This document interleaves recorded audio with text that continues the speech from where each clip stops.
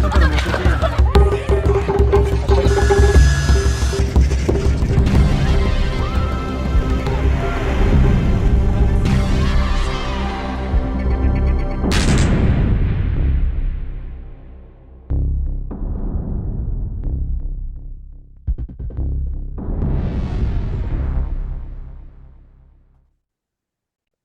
Welcome to episode 27 of The World This Week. Israel gets its way again. This week, Israel wins. The war is back. Did Epstein play a role? And in Ukraine, Zelensky sacks the drone minister. I'm Joe Lauria, the editor-in-chief of Consortium News. When Donald Trump capitulated to Iran in June by agreeing to all of Iran's demands in a memo of understanding, including allowing Tehran to control the Strait of Hormuz, remove U.S. troops from the Middle East, push nuclear talks down the road, and especially insisting that Israel stop its war on Lebanon and end its occupation there, mainstream and some independent media said there had been a fundamental shift in the U.S.-Israel relationship. Trump confirmed publicly that he privately told Benjamin Netanyahu, quote, "You're fucking crazy. You'd be in prison if it weren't for me. I'm saving your ass. Everybody hates you now. Everybody hates Israel because of this." J.D. Vance said Israel couldn't kill its way out of every security problem. It was believed by some, even in Israel, that Tel Aviv had lost its leverage over Washington. Netanyahu could not blackmail Trump to keep the war going. Excuse me. Now, 8 days into the U.S. renewed bombing campaign against Iran, Netanyahu and Israel appear to be getting their way after all. Trump's long-threatened bombing of bridges and water plants has begun. Iran is retaliating and threatens massive violence across the region if it doesn't stop. The world again is on the brink of economic catastrophe. Speaking on Tuesday this week, significantly in Dimona, the site of Israel's nuclear research facility, Netanyahu vowed that if Iran attacks Israel, as if Iran started all this, that Iran shouldn't expect a return of the previous strikes. The response, Netanyahu said, would be, quote, "a different event, much more powerful," he said. "The days are over when someone strikes us and we don't hit back with a decisive blow." Again, with Dimona in the background. Did Netanyahu blackmail Trump to get him to eat his words and start his war again? A war J.D. Vance and Marco Rubio said was a mistake. Vance this week said Jeffrey Epstein had ties to both Israeli and U.S. intelligence. Quote, "He clearly had connection to the highest levels of American intelligence. He clearly had connections to the highest levels of Israeli intelligence," J.D. Vance said. So Trump has restarted the war. The New Republic asks, quote, "Can we lose the same war twice? With Trump, anything's possible." The Trump administration this week also revived the COINTELPRO operation of J. Edgar Hoover of the 1950s to 1970s against what the Trump administration describes as an out-of-control menace of left-wing terrorism threatening American civilization, though the only civilian infrastructure being blown up recently is by the Trump administration in Iran.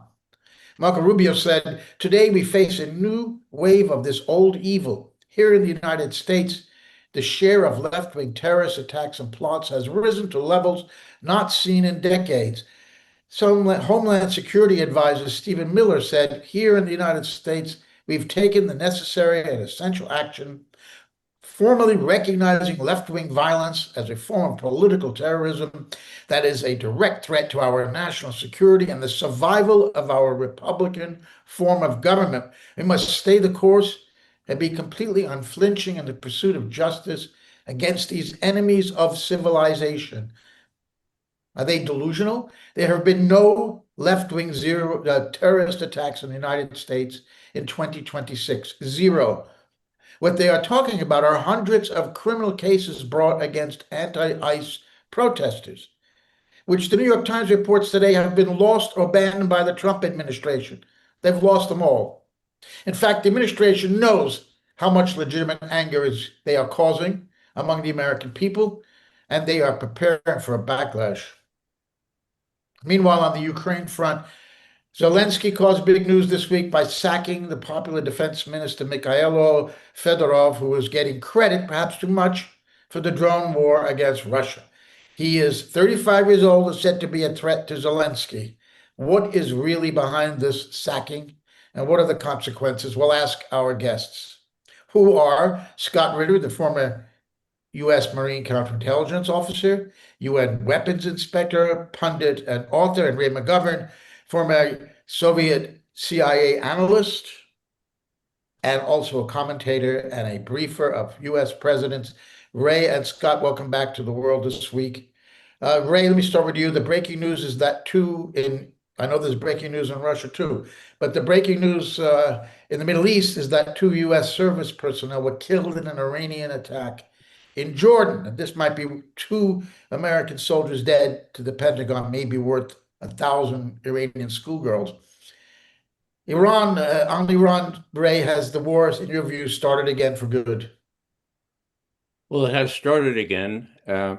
I was on an Arabian network just 3 hours ago, and I was asked about these two casualties, and would that trigger a violent response on the part of the United States? And I said, well, it could cut two ways. That the president could try to exploit that, but this is really just the last two of some 16 or so already identified deaths. God knows how many others. And the real danger for Trump is that people will start asking, well, what the hell were those airmen doing in Jordan? I mean, were they preventing a threat from Iran? Well, the intelligence community said there isn't any imminent threat from Iran. So what the hell were they doing there? I mean, we're really sorry for their families, but how many more people are we going to sacrifice for this alleged threat from Iran, which does not exist, and we can adduce proof that there's no threat from Iran to the United States. There is a threat perceived by Israel from Iran, and that's the whole nub of this thing. That's why Trump was misled, was cajoled by the Israeli intelligence service, Mossad, and Netanyahu personally to do this strange thing of attacking a country that will not be submissive to the United States and has the wherewithal to outlast it in fighting back. That's my view. Scott, are we back to a long-term war again? Well, I mean, the thing about long-term war is, can we sustain a long-term war? I mean, I actually think the answer to that is no. That I mean, if you just take a look at, you know, what's been done to date, um, we're making extensive use of HIMARS and ATACMS missiles, firing from Kuwait and Bahrain and elsewhere, to a degree that didn't exist in the first go round, the original 39-day war. Um, and the reason is that we had run out of ammunition, long range strike weapons. We had depleted those arsenals. Now we've replenished them to a certain extent, but you know, it's a finite quantity, and we're going to run out of those very, very soon. And so, by using HIMARS, the ground launched missiles, we're able to strike targets along the coastal region of Iran, but not much deeper than that. Any deep targets will be struck using whatever long range precision strike munitions, air delivered, that we still have in the arsenal. But the bottom line is we are going to run out of ammunition long before Iran runs out of places on the ground to be attacked. And when that happens, then what? This is not a sustainable conflict. The United States is in desperate need of Iran, um, Iran's resolve to crumble, and it's going to, I believe, lead to a major escalation in terms of the kinds of targets that we're striking relatively soon. I think we're witnessing that the United States is going to be, striking energy production facilities, and other critical infrastructure that we hadn't struck during the first, go round of this conflict. And the reason is we have no choice. If we have to get Iran to break. But I think the reality is Iran won't break, and that it's inevitable that this military campaign is going to fail. And so the question, the real question is, what happens in 2 weeks when we run out of ammunition and Iran hasn't capitulated, and Iran continues to strike back? Do we suddenly revive the MOU and say, "Oh, we changed our minds. We think it's a good document now, a sound document. We want to use this to go forward." Do we negotiate a new MOU, or what happens when the Iranians say we don't want to play ball anymore? I think that we're heading into the great unknown right now, and it's this is a very dangerous game. I'll leave it with this. We need to start looking beyond simply the military aspect of this conflict and understand that what's happening right now is an unprecedented, um, shakeup of global energy security. And this is going to go beyond just simple disruption of fuel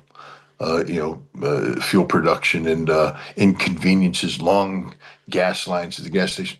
We are talking about the kind of disruption that leads to the deaths of tens of millions of people, maybe hundreds of millions of people. To give you an example, fertilizer. Uh, you know, the oil production, the refining processes involved in Middle East oil production are responsible for producing around 25% of the world's fertilizers. The sulfur, the ammonia that are used. These fertilizers aren't reaching market, and we are looking at the potential for massive crop failure in parts of the world that can't afford to have crop failure. And this is going to lead to societal disruption, things of that nature. Nobody's thought through. Everybody's just thinking in terms of, oh, well, we're going to pay $5 a gallon for gasoline, or diesel's going to be expensive. The real threat comes when societal structures collapse. Um, Hundreds of millions of people face imminent starvation, and we start to see the mass migration of desperate people um, looking for life-sustaining food. Uh, and the real threat comes when what happens when West Africa decides that they need to move east and through the Sahel into North Africa and on to Europe, because that's the direction they're going to go. What happens when the stricken populations in West Asia decide that they're going to, move towards Europe? Europe is at great risk here. They already have, severe immigration problems. Their societies are already on the edge.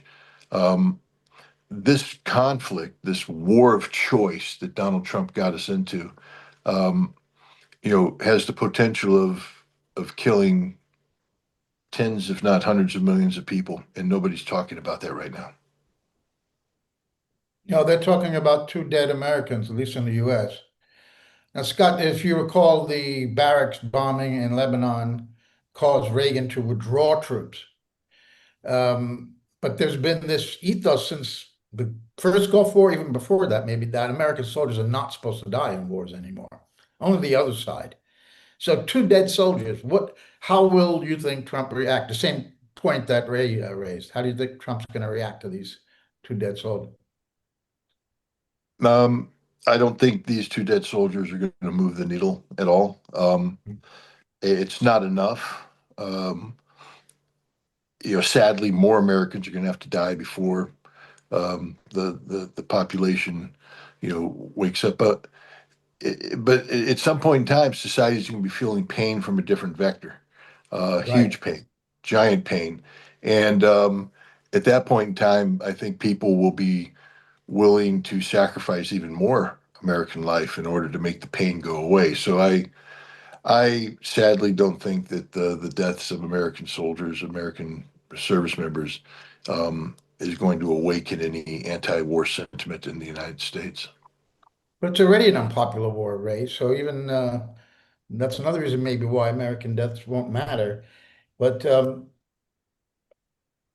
Iran, there was a point where Trump, when it looked like he wanted this war to end, he said that he was afraid that the global economy would collapse. He understood that if it went to the phase of bombing bridges, bombing water plants in Iran, that the Iranians will retaliate. They vowed to do it. They proved they mean what they say last time, and that they could destroy desalination plants in the Gulf states and basically empty these countries of their population and these states, and cause a world, what Scott was just describing, putting hundreds. He understood that. He made those statements, Trump. What happened, Ray? Why is he going ahead with the bombing of the bridges and the water plants and doing what he threatened to do? Well, Joe, now you're asking me the impossible. You're asking me to explain Trump in rational terms. The only thing I can conceive of is that the Israelis weighed in really hard, and so did the Israeli supporters in the United States. I mean, after all, Joe Kent quit, you know. He was pretty much the second in the national intelligence apparatus in the United States, and he quit by saying, "Look, I've had a matter of conscience here, and this war was not, there was no imminent threat to the United States, and it was done at the behest of Israel and Israel's supporters here in Washington." What could be clearer? Who could have better access to this? What a miracle that a person of principle would quit. Well, those were the reasons. And Rubio explained, yes, the Israelis said they were going to attack Iran, and we had to join. Okay, so hello, that's a known quantity. And so that's the only thing I can fall back on.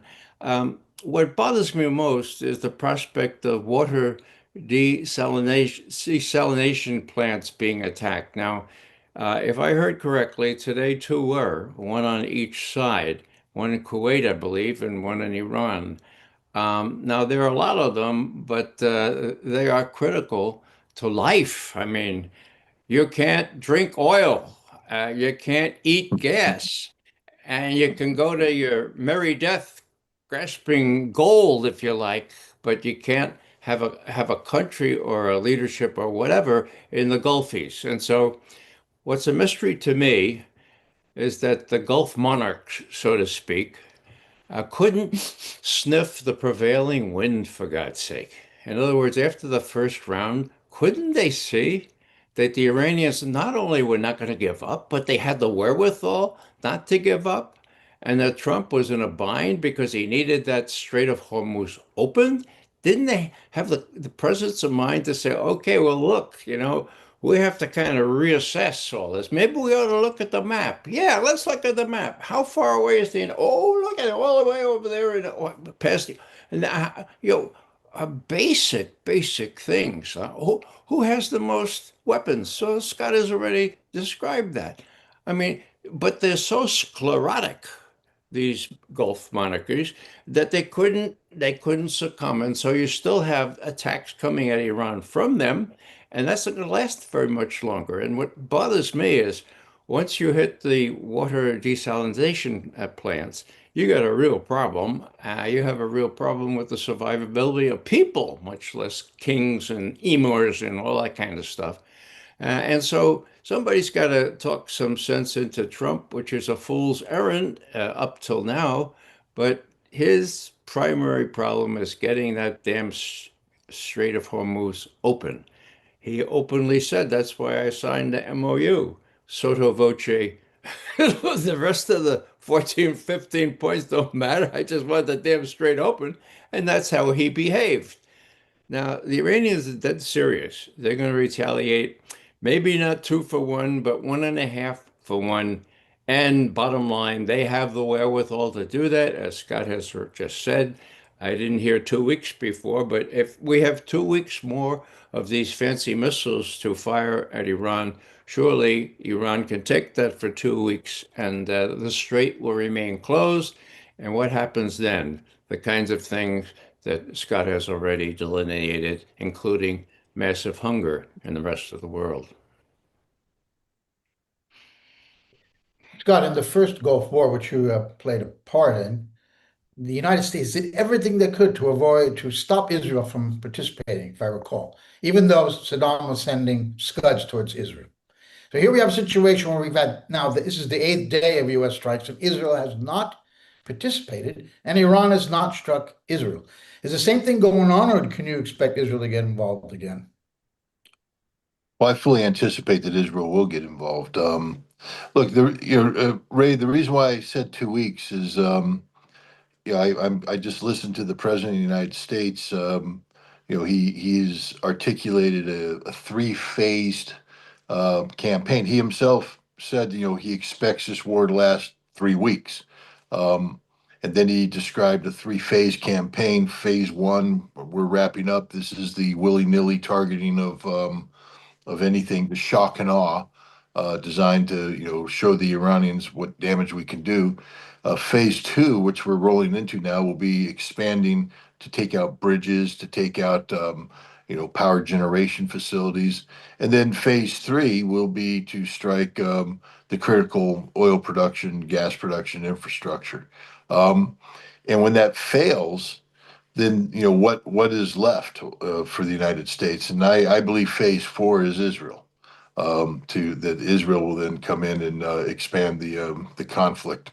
Um, so I fully anticipate that Israel will be part of this conflict.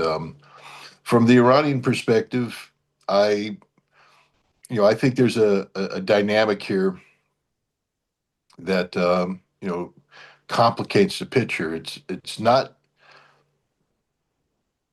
I know Israel. I mean, Joe, I share, the assessment of the timeline and the causal effect of, Netanyahu and the head of the Mossad coming over. I think it was January or February 11th. They met in Washington D.C. with Trump, and then Trump, met with his cabinet in February 28th. We're launching a surprise attack against Israel. Um, but I think there's something more at play here than just the Israeli dynamic. The oil and energy security is a big thing, and I think that there was also a China aspect here. I think that this war was launched by the United States in order to gain control of or at least have influence over, how Iran took its oil to market. We had already taken Venezuela off of the Chinese supply chain, and I think that the goal here was to do the same thing with Iran, and therefore giving the United States sort of the ability to control Chinese economic growth by saying we control the flow of oil. Therefore, you must do what we want to do in trade negotiations, et cetera. And Scott Bessent sort of has given away the farm with the way he has described how he wants to how he wants to weaponize oil, and so I think one of the goals of the United States here is to intensify this conflict to the point where um, China feels pain. I think that it's a race now, not between what the Iranian people can absorb versus what the United States can absorb, but rather what China can absorb versus what the United States. Because the goal here is to get China to pressure Iran into making the kind of compromises that will give Donald Trump a face-saving way out of this war. To control the Strait of Hormuz. You know, Donald Trump sort of gave away the farm when his opening gambit was, shifted away from making people pay to go through the Strait of Hormuz is immoral. You can't do that. Not permitted. Oh yeah, no, but now the United States is going to take control. We're the guardians of the Strait of Hormuz, and we're going to charge 20%. Um, so there's no more argument that you can't charge. Trump has said that charging is normal. Now he's moved away from charging into another thing, but you know, early on, even Donald Trump said, as long as America gets a piece of the action. I mean, this man's mind works in criminal fashion, I guess, but I think that's the key: is how do you get Iran to make concessions so that the United States gets a piece of the action? And Iran isn't going to do that on its own volition. So the goal here is to get China to chime in, so to speak. I had a fascinating conversation tonight with somebody who watches Chinese oil, and it's always good to talk to actual experts. And I'm not one. I'll be the first one to admit that. What I know about Chinese oil is, what I read. I don't have I don't it does I don't breathe it like I do issues pertaining to Russia. Um, but he said that the idea that we are going to choke off China's oil supplies is literally China's been preparing for this kind of action for uh, decades for this potential threat. They have massive reserves um, that are not going to be exhausted anytime soon. So again, this just shows you the superficiality of the Trump approach, that they haven't even done their homework about the reality of China's vulnerability to the kind of squeezing of energy that could be behind this. We're going to lose. We're going to lose this war badly. Israel will be asked to come in to sustain this conflict, but then Israel's going to feel the pain. I'm always I chuckle when I hear Trump and Netanyahu talk about how much pain they're going to bring to Iran. They had 39 days to bring pain, um, and it was them, the United States and Israel, that sought out a ceasefire because of the pain that was accrued economically, et cetera. And again, the United States will run out of ammunition, and when that happens, we will have no choice but to seek, an end to the conflict. It was attributed to Einstein. I don't know, who actually came up with, but the definition of insanity is to do the same thing over and over again and expect a different outcome. And here, the United States is literally doing the same thing, and we're expecting a different outcome. It's crazy. Can we lose this war twice? Trump, Rafe, Uh, Let me comment on that. I'm a sort of a journalist, current intelligence person. I do think in strategic terms, but not as much as perhaps Scott and others do. Uh, but the man is crazy, and everything I've seen so far is that he's not capable of having a strategy. Is he capable of deferring to the Israelis in a way that no previous presidents were? Well, yeah, he's demonstrated that. So all I can say is that I'm willing to learn about Chinese oil. I know less than Scott. It seems to me that they're already drawing on their reserves, and they have a terrific reserve in something called Russia that has more oil that they can deal with and can already supply the Chinese for a long time the oil that they need.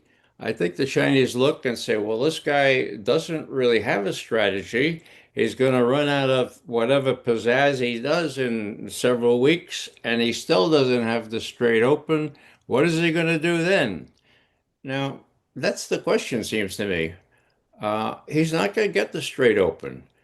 Is he going to try to land those Marines? The 82nd part of the 82nd Airborne, is he going to try to seize what is he going to do? He's crazy enough to try anything. And when I ask other colonels that should be generals but aren't, uh, would the generals resist an order to send their troops to be massacred in the country of Iran? I get this answer. Generals? Yeah, generals. No, not a chance. The way you get to be generals is you salute and you say, yeah, yeah, yes, sir. How high should I jump? Colonels? Now, colonels would kind of revolt and say, this is crazy. I'm responsible for my men and women. I'm not going to send them to instant death. So we have a bunch of of people who salute smartly, and I wouldn't rule out that Trump would try something in the nature of some sort of armed invasion somewhere, hoping that this would change things. All I'm saying is that I look at the day to day. I don't see any real strategy. I think one compliments Trump by thinking he's thought this thing out strategically, or that Besant, for God's sake, has some sort of strategic sense. I think it's more a day-to-day thing. Israel is the main fly in the ointment. That's why he did it. And can he have the gumption to finally say no to Israel? The strait needs to be opened. Don't interfere anymore. And finally, we'll work stuff out once we've had this latest exchange of fire. I don't know, but neither does Trump, in my view. So it's a little bit unfair to ask any of us, Scott as well, to predict what Trump might do. Right. So one theory is they're trying to soften up Iran right now, take out their installations along the coast to make some kind of ground invasion possible. I think it's ludicrous, and don't think it's going to happen. What do you think, Scott? They're not going to try it. No, I don't believe that we're gonna. First of all, you can't just draw a line on a map and say, we're going to invade. There's a map that's, making its way around social media and everything that, shows a lot of arrows moving in from the Gulf Arab countries into Iran. But as far as I know, we're still limited to two Marine expeditionary units. That's two battalion landing teams. Um, when you go and study, the history of major amphibious assaults, so whether D-Day or Iwo Jima or Okinawa, you always you see the Red Beach 1, Red Beach 2, Red Beach 3. Well, each Red Beach was a battalion. So if you have Red 1, Red 2, Red 3, that's three battalions abreast. That's one regiment. Then you got Red, Green, Orange Beach. That's three regiments abreast. That's a division. Um, and then that's just to get basically a foothold ashore. We had two battalion landing teams, and what, we're going to invade Iran with two battalion landing teams. What comes after that? I mean, where's the reserves? The to advance forward. Do people understand how limited, um, in terms of territory that can be controlled by a battalion is? I mean, Marines are great, but they're not immortal, and they're not godlike in their capacity to do things. There are limits, and two battalions can't do very much at all, especially if they take any casualties. Where's the third battalion to come in and replace it to work through? Where's when in 1985 when we planned the um, amphibious seizure of Chabahar, in a scenario that had us responding to a Soviet incursion out of Turkmenistan and Afghanistan to seize a warm water port. We were talking about 60 to 80,000 Marines that would go in and seize Chabahar, then another 120 to 200,000 soldiers who would come in afterwards and create together with the Marines, we're looking a little around 200,000 ground troops, advancing through to block the Soviet advance. We don't have that capacity today. How are you going to get that number of troops into the region? We don't have that. The 82nd Airborne. Do people understand that paratroopers jump in addition to jumping out of perfectly good airplanes? They can only bring what they jump with. Um, they run out of ammunition rapidly if they're not resupplied. Um, we don't have armored divisions ready to go. We don't have the amphibious shipping to bring armored ship divisions in. We don't have the logistics built up to do this. Anybody who's talking about a ground invasion of Iran simply doesn't know what they're talking about. Look at the force structures available. We can't do this. The best we'd be able to do is a raid. And I do believe that that is something that Trump is going to do and call it an invasion just because he's too stupid to understand.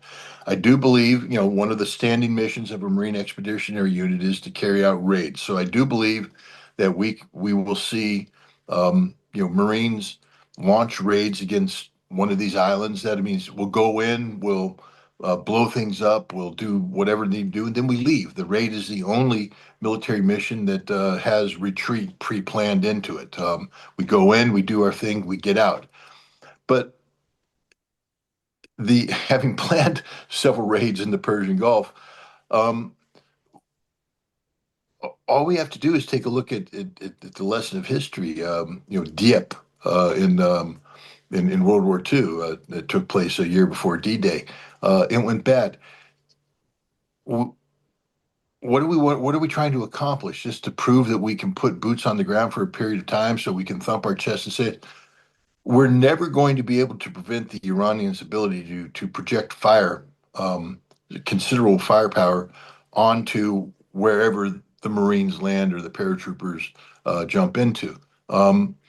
This thing could go bad very fast. This is why I tell people, stop looking at Iwo Jima. I mean, Lindsey Graham liked to talk about Iwo Jima as if it was, as if we need to build another monument to dead Marines. Um, Koh Tang Island is what people need to look at. Koh Tang Island was a battle fought in May of 1975, um, when the Khmer Rouge took over a U.S. merchant ship, the Mayaguez, and we thought that the crew members of the Mayaguez were being held on a little island off the coast of Cambodia called Koh Tang. We sent a Marine battalion landing team to Koh Tang Island. The initial assault wave was 11 helicopters, CH-53s, MH-53s. Of the 11 helicopters that went in, 8 were either shot down or so badly damaged that they had to flee and they were taken out of the battle. Some were unable to offload their Marines. Others, the Marines died. A lot of Marines were in the water swimming for their lives. It was an absolute disaster. Marines were stuck on the island. We had to scramble more helicopters to come in to reinforce them and then to begin an evacuation. And the evacuation finally took place at night under fire. And the Marines left an M60 team behind, 3 Marines abandoned, things that just aren't supposed to happen, but we were in a panic situation, and those Marines were captured and executed. Um, this is what's going to happen. It's a 100% guarantee that whatever we try to do is going to end up being an abject failure. And we're going to leave scores of bodies on a foreign beach somewhere. Um, and there will be downed helicopters, smoke. It's just going to be it's going to be an embarrassment to the United States. And for what reason? Because Donald Trump wanted to say, I invaded Iran. Um, People have to stop playing as if and this is where, again, the colonels and generals that you spoke of, Ray, um, they have to step forward. Sadly, they won't. But I'm very fearful of the fact that we're going to try and do something, a raid, just so the president can posture that he did something glorious, um, and we're going to end up with the bodies of Americans abandoned on foreign soil with burned out helicopters around them, and for what? For what? Scott, I'm actually speaking to you from Cambodia right now. Maybe I'll go out to Koh Tang Island. And the U.S. supported the Khmer Rouge. On top of that, Ray, before you, all right, you jump in, I had another question for Scott. Go ahead. Well, I just wanted to say that we're talking about strategic planning, and I don't know if there's been any strategic planning under Trump. There's one real positive aspect that you neglected to mention, Scott, and that was the injection of testosterone into our Yeah. troops. Now, that's a game changer in my view. I mean, I'm over 30, I've applied to rejoin the U.S. Army Reserve just so I can get one of those shots. I'm a hello. This is the kind of thinking you get in the middle of a god-awful war. So I raise that as a serious indication of how crazy all these guys are.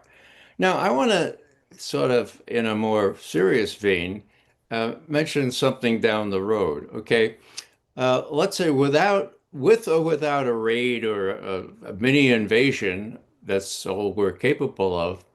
Let's say the strait stays closed. What's Trump going to do then?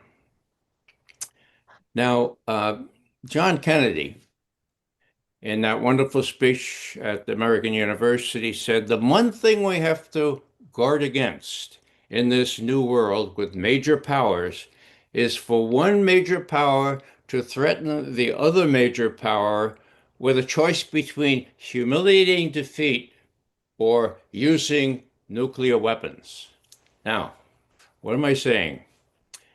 Iran has the equivalent of a nuclear weapon already. It's the Strait of Hormuz. A major power, a nuclear power, has been threatened now with humiliating retreat. Not only us, there's another major power, nuclear power called Israel, also actually threatened even more with an existential retreat. Okay? So I raise this now because I think it needs to be thought about. What's to prevent a person as deranged as our commander in chief from ordering the Army, Navy, Air Force to do crazy things, and then when they fail, say, "All right, well, we have this ace in the hole," and either threaten or actually use a mini nuclear weapon, or allow the Israelis to do the same. That's what down the road, that's what bothers me. What do you think the chances of that happening, Scott?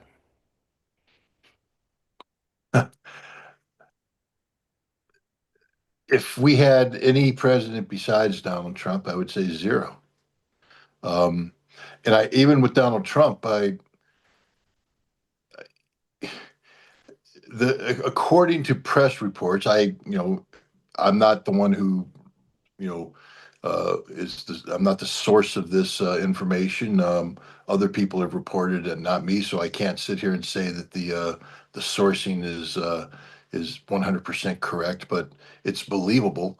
Um, on two occasions in the previous go round, Donald Trump instructed the Pentagon to um, prepare nuclear strike options for him because we had run into this very same scenario where we lost the conventional military power. We lost the ability to win this war with conventional military power, and the military chain of command came back and on both occasions, according to the reports, um, and said no, that's an unconstitutional order. Um, you see, the nuclear war is there's several things that govern it. Number one of which is U.S. policy, meaning that there's a reason why we have a nuclear posture review and we have, nuclear warfighting guidance and things of that nature, because it establishes the parameters under which nuclear war can be fought. Um, our military is bound by the laws of war, regardless of what the Secretary of War, the current testosterone-laden Secretary of War, does. Um, the reality is that we are and to use a nuclear weapon, two issues arise. One is proportionality. And this is a factor. We are not allowed to use disproportionate force. That's by law. And the International Court of Justice, I believe, has ruled on the use of nuclear weapons and has said that it would represent a disproportional use of force, which makes it inherently unlawful. Um, and that's so you're a military commander, and you've been ordered to prepare to do something that is inherently in violation of international humanitarian law. It's an unconstitutional order. It's an awful. And the other one is distinction. I think we have to be able to distinguish between civilian targets and military targets, and it also plays into uh, is the military objective worth the collateral damage? And in all cases, the answer is no. It's unlawful. So I still believe that the military would continue to adhere to that. That nothing had. Unless Iran does something precipitous, there's nothing that changes that outcome. But it's just a sad state of affairs that we have a commander in chief who would apparently already has considered the potential use of nuclear weapons. There's a place in Iran that I think most Americans probably will become familiar with in the coming weeks, and that's a place called Pickaxe Mountain. It is a underground facility that is basically invulnerable. There's nothing in our conventional military arsenal that can touch it. Um, and Donald Trump is probably going to begin. It's curious because remember, he has said that the nuclear dust that we made the first time we bombed Iran is in Isfahan and stuck in tunnels. Um, but now it appears that he's starting to change his tune. Somehow it got magically transported from the Isfahan tunnels, which continue to be blocked, by the way. And now they're in Pickaxe Mountain. And there's a lot of talk about the only way that we would be able to get at Pickaxe Mountain would be through the use of a nuclear weapon. And now it becomes, now it's I think the calculus changed a little bit because, again, if the intelligence shows that this nuclear material is in Pickaxe Mountain, um, an assessment could be brought forward that suddenly becomes it makes the possibility of using nuclear weapons legal from a constitutional standpoint because now there is a military mission, there is an imminent threat there, and some of these check marks could be done off. I still don't think the military would approve would agree with this at this juncture, but Israel might. I mean, now we're getting to the Israeli equation, and that may be the direction that Trump goes if he gets you know, um, stymied, to bring in a billiards term, if he gets stymied by the U.S. military so that he can't use American weapons, then he would overcome that obstacle by greenlighting the Israeli use of nuclear weapons against Pickaxe Mountain. So, Ray, you're 100%. We're getting into uncharted territory where some horrible things. And again, I apologize for rambling, but this is such a dangerous topic. People need to understand that if we use nuclear weapons, we are disrupting the whole calculus of deterrence that has prevented the use of nuclear weapons, um, in the nuclear era since Hiroshima and Nagasaki. The notion that nuclear wars cannot be won, therefore they will never be fought. And that means that we will never use nuclear weapons. And the five major nuclear powers signed, reaffirmed this statement in February of 2022.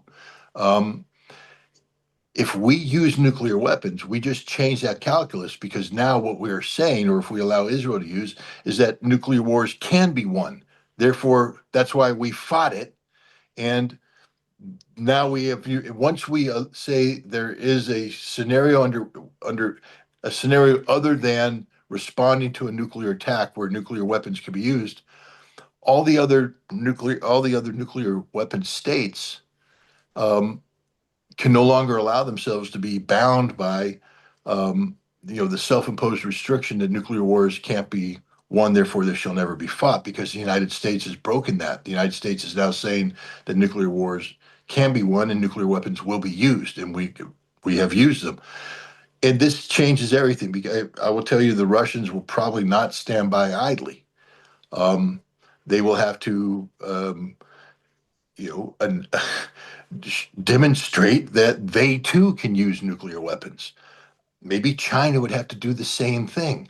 And suddenly now we're looking at a situation where, the Sergei Karaganov doctrine that he articulated in June of 2023 about Russia striking a European city with a nuclear weapon because they believed that the United States would not trade Boston for Poznan.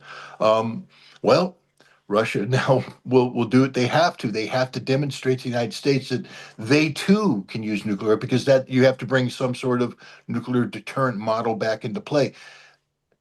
This, this is how we end the world. This is how we kill everybody on the planet, because nuclear wars cannot be won, and therefore they should never be fought. And that is the law of the land. And so once we use a nuclear weapon, it begins, however slowly at first, the inevitable tit for tat exchange that always, in every computer simulation, always ends with a full scale nuclear war with the death of all humanity. Joe, is it okay if I responded with a Please, devil's Greg. advocate sort of thing? You're Oh right, yeah. Scott. We agree on this, but I'm going to take a devil's advocate thing. The first thing you said was with any other president than Donald Trump. I think that makes the rest of your rationale um, more tentative. In other words, guidelines, parameters, distinctions, unlawful aspects. This president doesn't give a rat's patootie about any of those things. This president is faced, or will be faced, with a choice between humiliating defeat or using whatever else he has. Okay, so I would argue that as people look on from the Kremlin or from Beijing, they're looking at what happens now with Trump. He's being fed lies by the Israelis. Still, they're going to assassinate you, Mr. Trump. Yep, they're going to assassinate you. What else?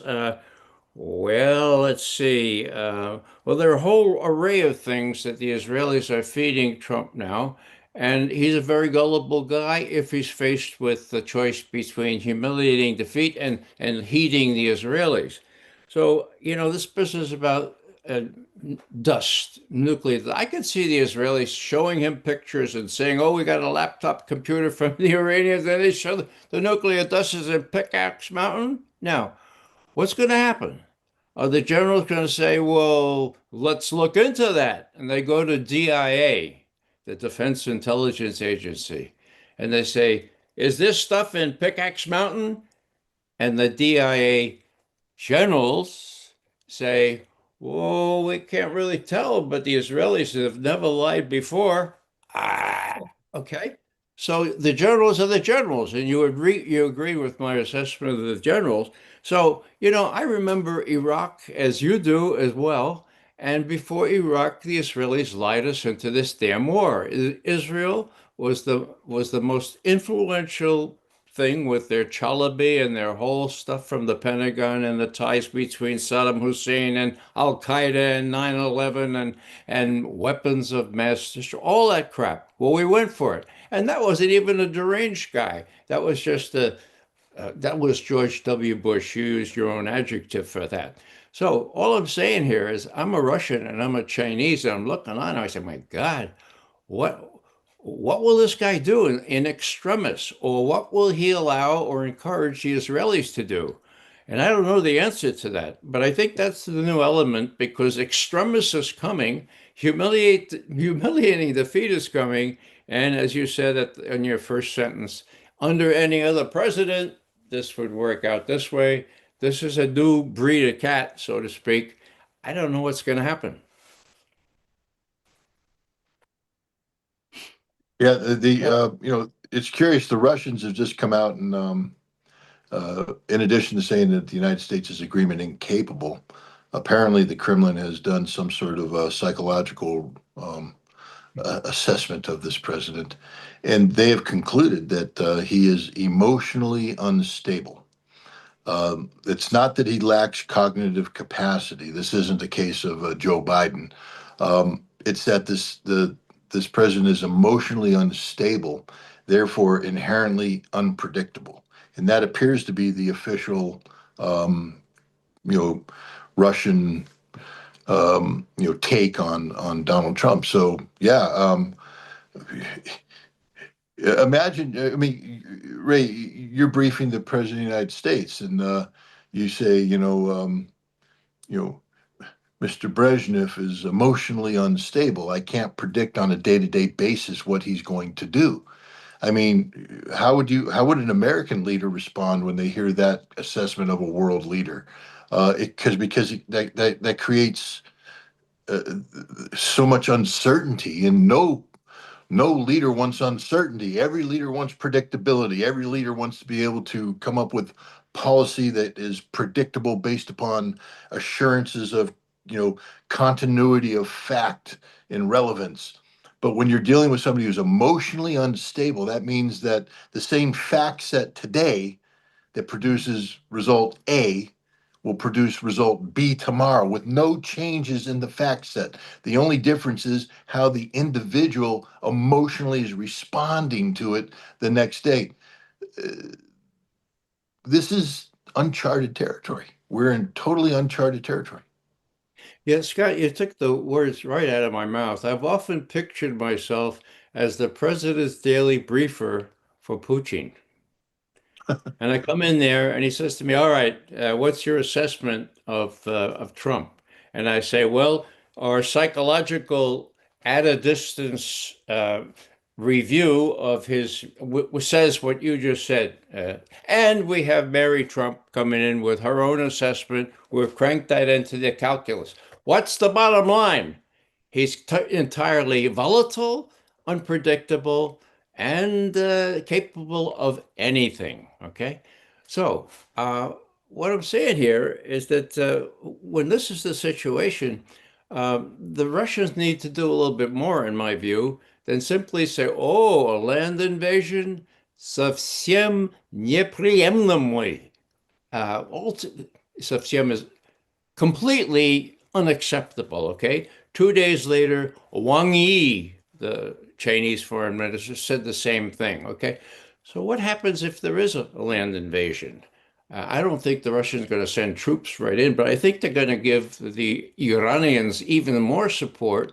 And I keep seeing reports that the Chinese have given Iran incredibly precision weaponry or ways to make their weaponry very precise. And this allows for explaining how precision guided they have been over the last several weeks, if not months. So, there's a chance that bigger powers will become involved here, and it'll come to a no good end unless somebody sensible reins in Trump and says, "Look, you need the Strait of Hormuz open. This is how you do it. This is how you don't do it."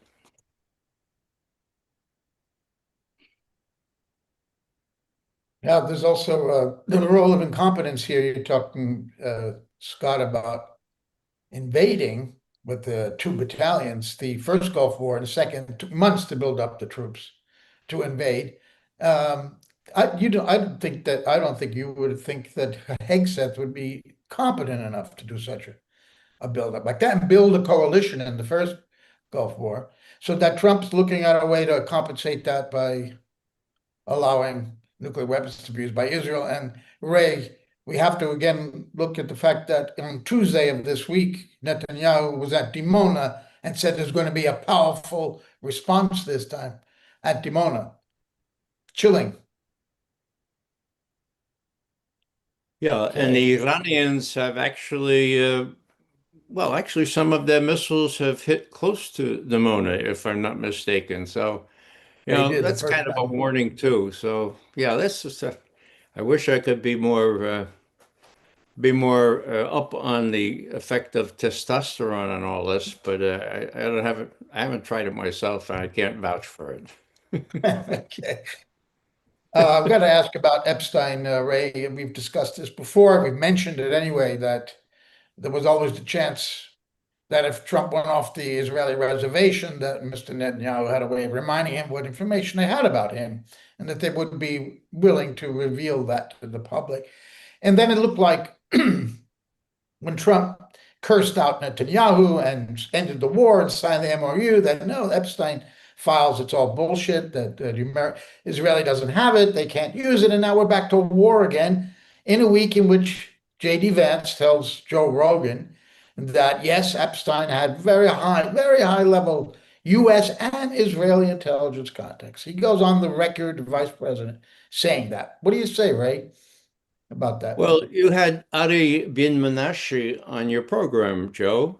He was a former Mossad agent. He worked with No, not Mossad, military intelligence. military intelligence, but he knows Yeah, about how Mossad worked sure. with Ghislaine's father. What was the name again? Howard, Elaine, uh, his father. Robert Maxwell, Robert Maxwell. Yeah, Maxwell. Okay.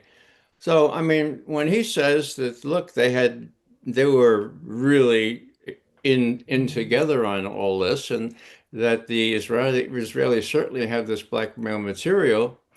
Well, now that you raised it, Joe, I'm just going to say that I have taken the trouble to look at some of the testimony of these women. I got physically sick. There was one woman named Mary. I read her testimony 20 minutes. I got physically sick. And the reason I mention this is simply that I'm a father of three girls. I'm a grandfather of six girls. Everyone has a daughter or a sister or a granddaughter. My God.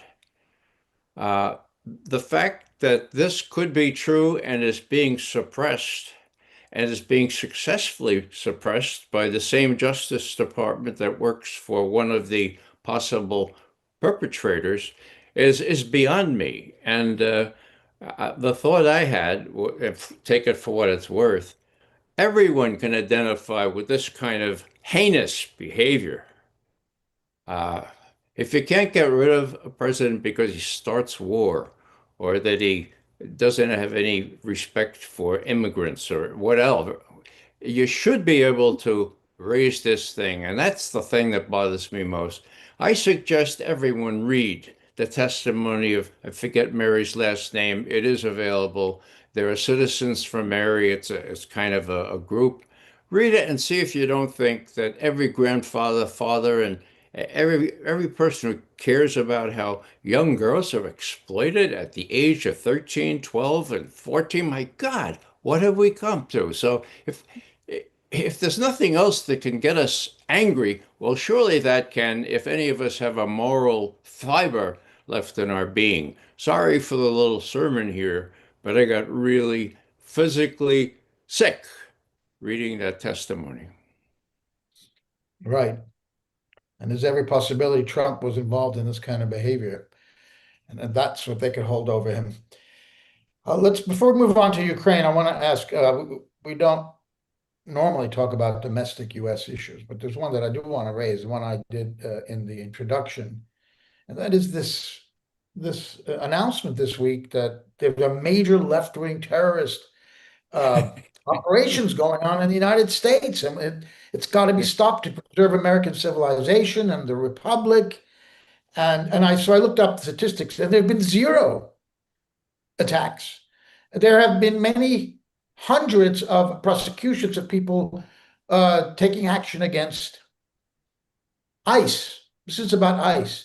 And the New York Times, by coincidence, just this morning, on Saturday in the US, said that hundreds of those cases have been lost or abandoned. It's all rubbish.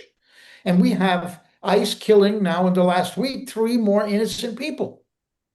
Ray, what do you think of what is this all about? This left-wing terrorist announcement they made. They're going to interrupt network. Bessant spoke, and Rubio. They're going to interrupt their international networks of financing and propaganda, and and they've invited the head of Al Qaeda in Syria to the White House, incidentally.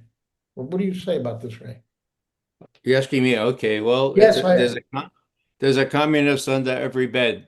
I mean, we're back to that, are we? I was Yeah. 8, 9, 10, 11 years old during McCarthy. I used to hear this stuff in my living room with my father and his associates. I mean, it was crazy then. I mean, for Trump to talk about the major communist menace, my God, it's crazy. So it fits in with what else we're seeing.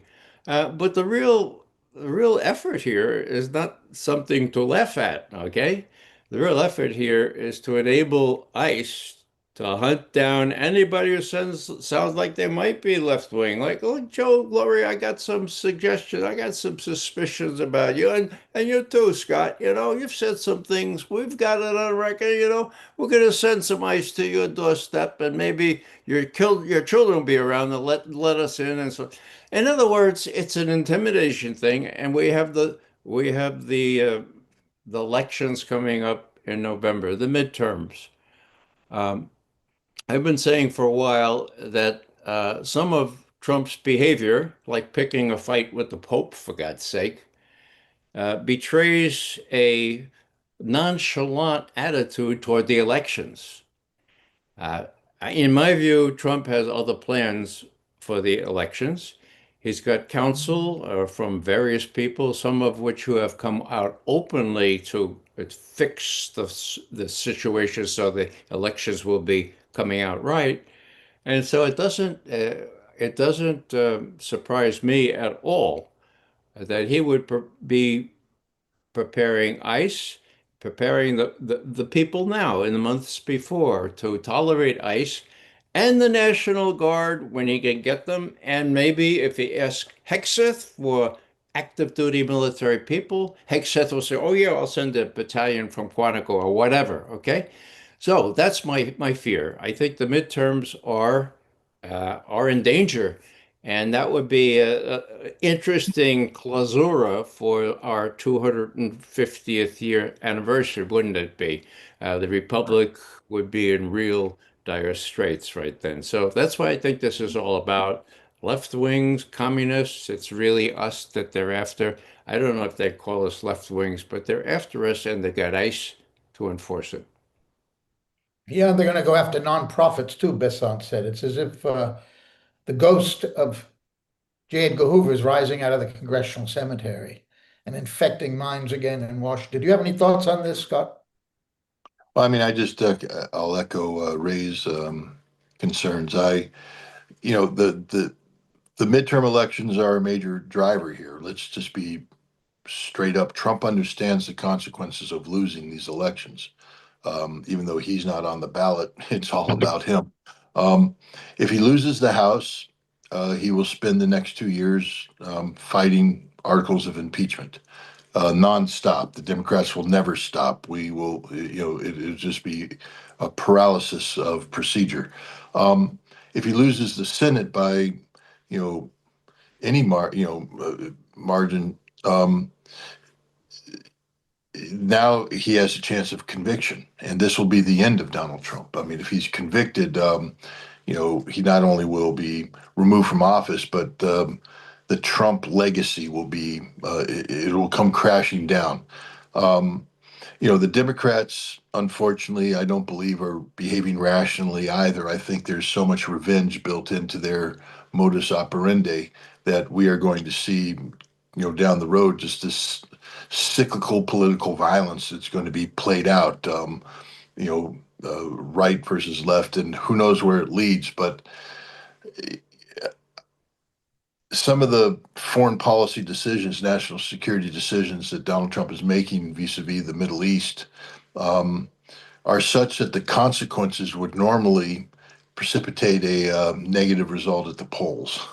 He no longer seems to be fearful of a negative result at the polls, which means that logically speaking, he has a plan to nullify any potential negative result of the polls. So I too believe that ICE has become an existential threat to the constitutional republic. That much of what we've seen Trump do um, this year in terms of surging ICE forces into cities like Minneapolis and you know stressing the bounds of normalcy and law in terms of behavior of ICE agents is just a precursor for using ICE as a way of suppressing the American electorate come midterms, and um, I'm not happy about this at all. I mean, literally, this is. I just have to be careful what I say because I believe in the Constitution. I believe in protecting the Constitution, defending the Constitution. Um, and I feel the Constitution is very much at risk right now. Uh, Joe, let me add a note of hope here from the past. Uh, Not many people know about a successful operation run by a Catholic priest and other people in Camden, New Jersey, against the FBI office in Medea, Pennsylvania, 1971. They raided the FBI office during the playing on TV with everybody fixed on a major boxing match, okay? And they got documents. And they went off to the hinterlands around Philadelphia. They read the documents, and there was one thing that came through Counter Intel Pro. Was it? That's what's the word? What's the word, Scott? COINTELPRO. Oh, Okay. Intel Pro. Yeah. What does this mean? COINTEL Pro. And they went through the documents and they revealed what the COINTEL Pro was all about. Okay. Now, they did that in an amateurish way. They were, of course, arrested and tried. And when they gave their testimony and showed what these documents contained, the judge said, "You did a public service. You're free to go." Now, I cite that because there's a wonderful, wonderful movie that records all that. It's called basically 1971, 1971. Johanna Hamilton directed it, and it shows these people. It goes through the play-by-play. It's a wonderful movie. If you want to have some hope here, if you want to think that, well, what can we citizens do? Well, that was done then, and it revealed the whole thing. Originally, it was the first COINTELPRO that appeared in major documents. They leaked it to the press, and they got some press to pursue it. And just 4 years later, you had the church committee and all this other stuff looking into COINTELPRO. So stay at it, men and women. We got agency as citizens of this great republic. You need to do what's necessary to protect it. And these are the crucial, in my view, at least crucial 4 or 5 months left before the midterms. I fear the worst, and I think it's up to us to make sure we head it off. I think there are citizens who take action, but the surprising part of that story, Ray, is the judge agreeing that they had done something in the defense of in the public interest. Where was that judge for Julian Assange, for example? Where is that judge for Palestine action in Britain right now? These judges, that's an unusual judge, and I think without one, it's hard to imagine this happening again. But this COINTELPRO 2.0 is the title of the article we republished this morning from Caitlin Johnstone, in which she's explaining this nonsensical left-wing terrorism outcry coming from an administration that had invited the former head of Al-Qaeda, who's now the president of Syria, into the White House. They're the ones who are concerned about terrorism. Joe, let me just say that as soon as I saw your article this morning that was published on COINTELPRO, I sent a quick email to Johanna Hamilton, the director of this 1971 Hmm. movie, and said, "Johanna, now is the time. We need to have some hope, show what citizens can do, resurrect the movie, and get it around and about." And I hope she's able to do that. I haven't heard back from her yet. Well, I've not seen it and I will. Maybe we can invite her on the show to talk about that. That's an important story right now. So I think it's time to move on to Ukraine. Let me start with you, Scott. What is the significance of the sacking of Mikhail Fedorov, the defense minister? Everybody's praising as like the greatest thing since, I don't know, since George Washington. So tell me, why did it happen and what are the consequences? Real world consequences in the battlefield, by the way. Well, Fedorov was brought in. I mean, first of all, we need to understand that Ukraine is extraordinarily corrupt. The corruption is rampant, and it's led to a loss of confidence on the part of the Ukrainian people towards, the defense ministry in general. Fedorov was brought in to shake things up. Um, he was somebody who was working with the West, with Western intelligence services, to breathe life into um, what we're seeing today, this massive drone campaign. Fedorov had basically sold Ukraine on the new strategy of long range sanctions, our medium and long range attacks that Zelensky talks about to bring the pain to Russia, is a way of reminding the Russians that there are consequences for this war that can only be brought to an end by Russia coming to the negotiating table.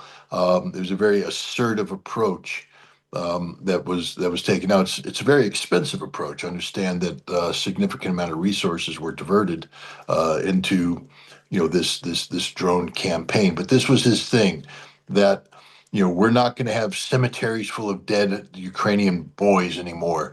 We're going to come in and fill up Russian cemeteries with dead Russians using drones and AI, AI, AI. You know, artificial intelligence is going to solve everything. It's the new way. And then the West and Ukraine launched this massive, massive information warfare operation about drones, and we see it playing out today. Just look at the domination of, you know, of reports about how the Ukrainian drones are blowing up, oil refining capacity, and they blew up a wild berries warehouse, and they blew up, and there's flames and there's smoke, and the Russians are being defeated, and they've shut down Kherson, and Crimea is in disaster, and the drones are winning the war. Drones aren't winning the war. It's all crap. Yes, places are burning, but trust me, it's not having any impact on Russia's ability to prosecute this war. And that reality is coming out because Russia is now responding in a way. Um, you know, Lindsey Graham led them to the Skyfall factory, which no longer exists. There's other factories that no longer exist. There are stockpiles of weapons that no longer exist. There are drone operators that no longer exist. Russia's killing 80 to 100 Ukrainian drone operators a day. The drone war is over. It's finished. It'll peter out, but the it, it didn't achieve what it was supposed to achieve. And so Fedorov is saying, I need to double down. We need to continue this fight, this struggle. Meanwhile, there's General Sersky, the head of the Ukrainian armed forces, running, a traditional war of attrition against Russia, and he's losing. The Ukrainians are losing across the board on the front line, and meat grinder operations, etc. He needs more brigades. That's the thing he's been telling, Zelensky. I need more brigades, and all of these resources that you're diverting to this Fedorov drone war is denying me the brigades I need to stabilize the front, and it's getting to the point right now where the front is literally on the verge of collapse. And Syrskyi has said, I need these resources. Fedorov said, no, I need these resources. And it became a power struggle. And Zelensky, uh, looks at the facts, and he sided with Syrskyi. He's saying that we need to divert these resources to create more brigades for you.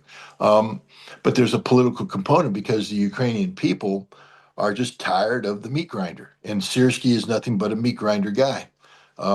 And so they've come up and rallied around the concept of Fedorov. Look, let's just be clear. Fedorov, I'm sure he has his qualities. He's a corrupt Ukrainian official. Um, Everybody knows who he is. Everybody knows what he's done. Everybody knows that he's not the the salvation that everybody thinks is. But perceptions create their own realities, and of course, with an information campaign, they've created the notion that Fedorov is this gallant warrior with a new approach that will save lives.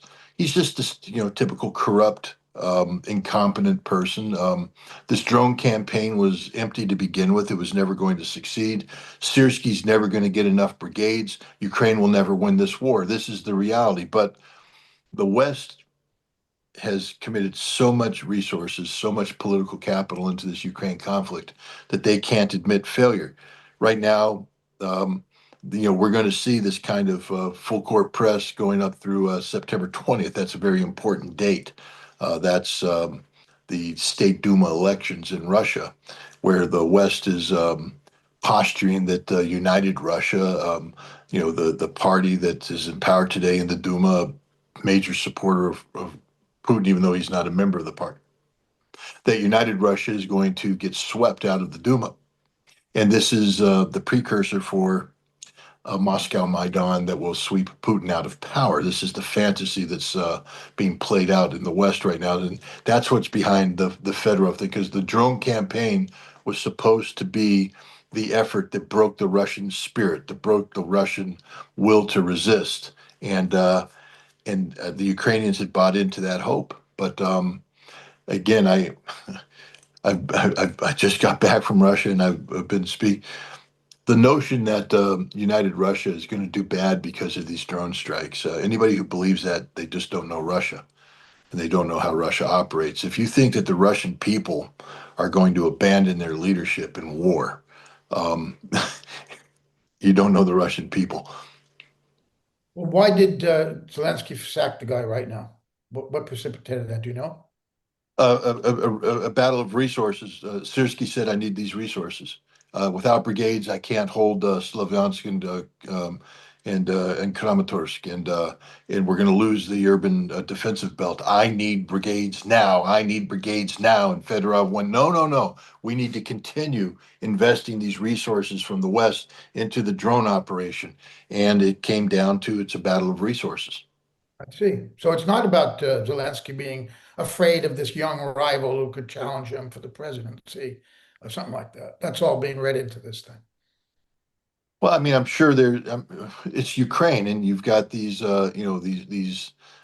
political machinations in there. But the thing that precipitated was the struggle between Sirski and Fedorov over resources.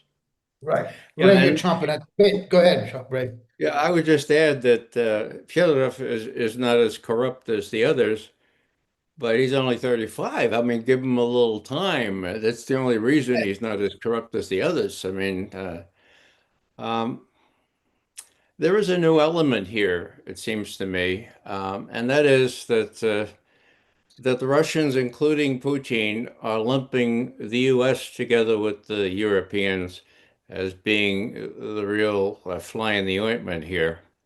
Uh, it's getting pretty tough, the rhetoric.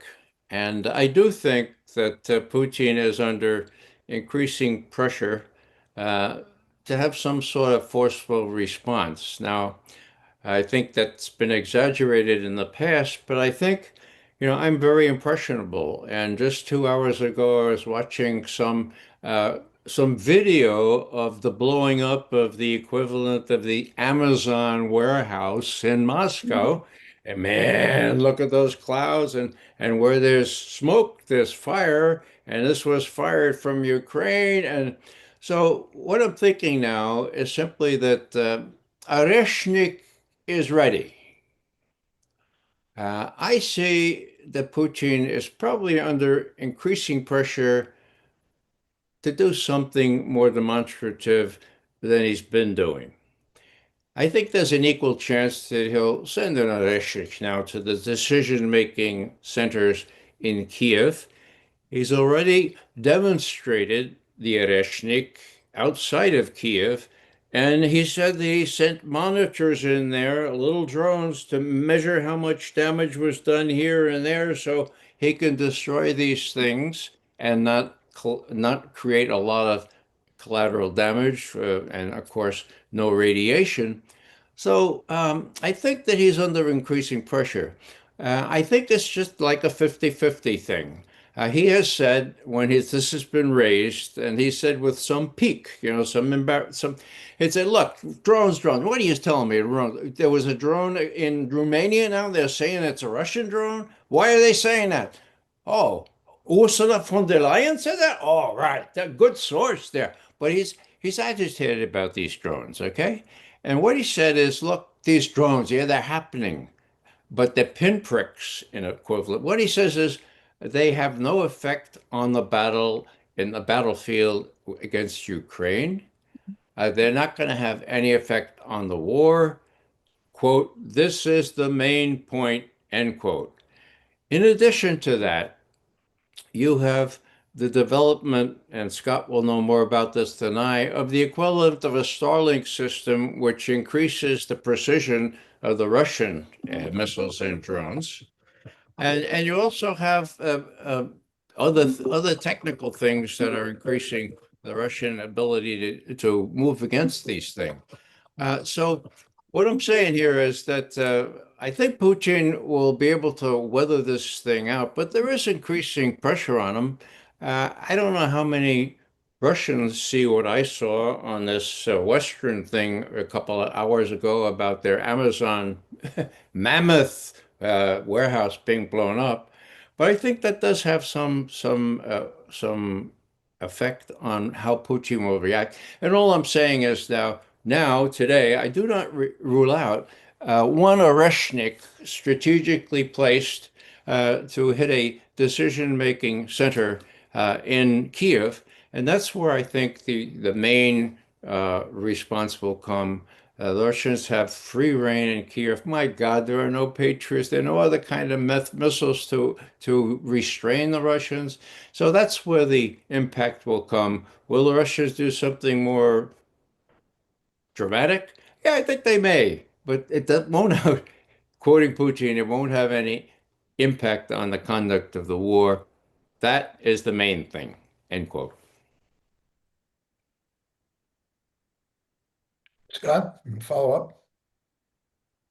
Look, as Ray knows, I'm somebody who, you know, cut my teeth on the argument that Russia needed to expand this conflict into Europe. I was I'm the guy that gave the shoot the dog speech at St. Petersburg International Economic Forum, telling a panel of Russian diplomats that Europe is a rabid beast and Russia needs to assume the role of Atticus Finch in shooting the dog.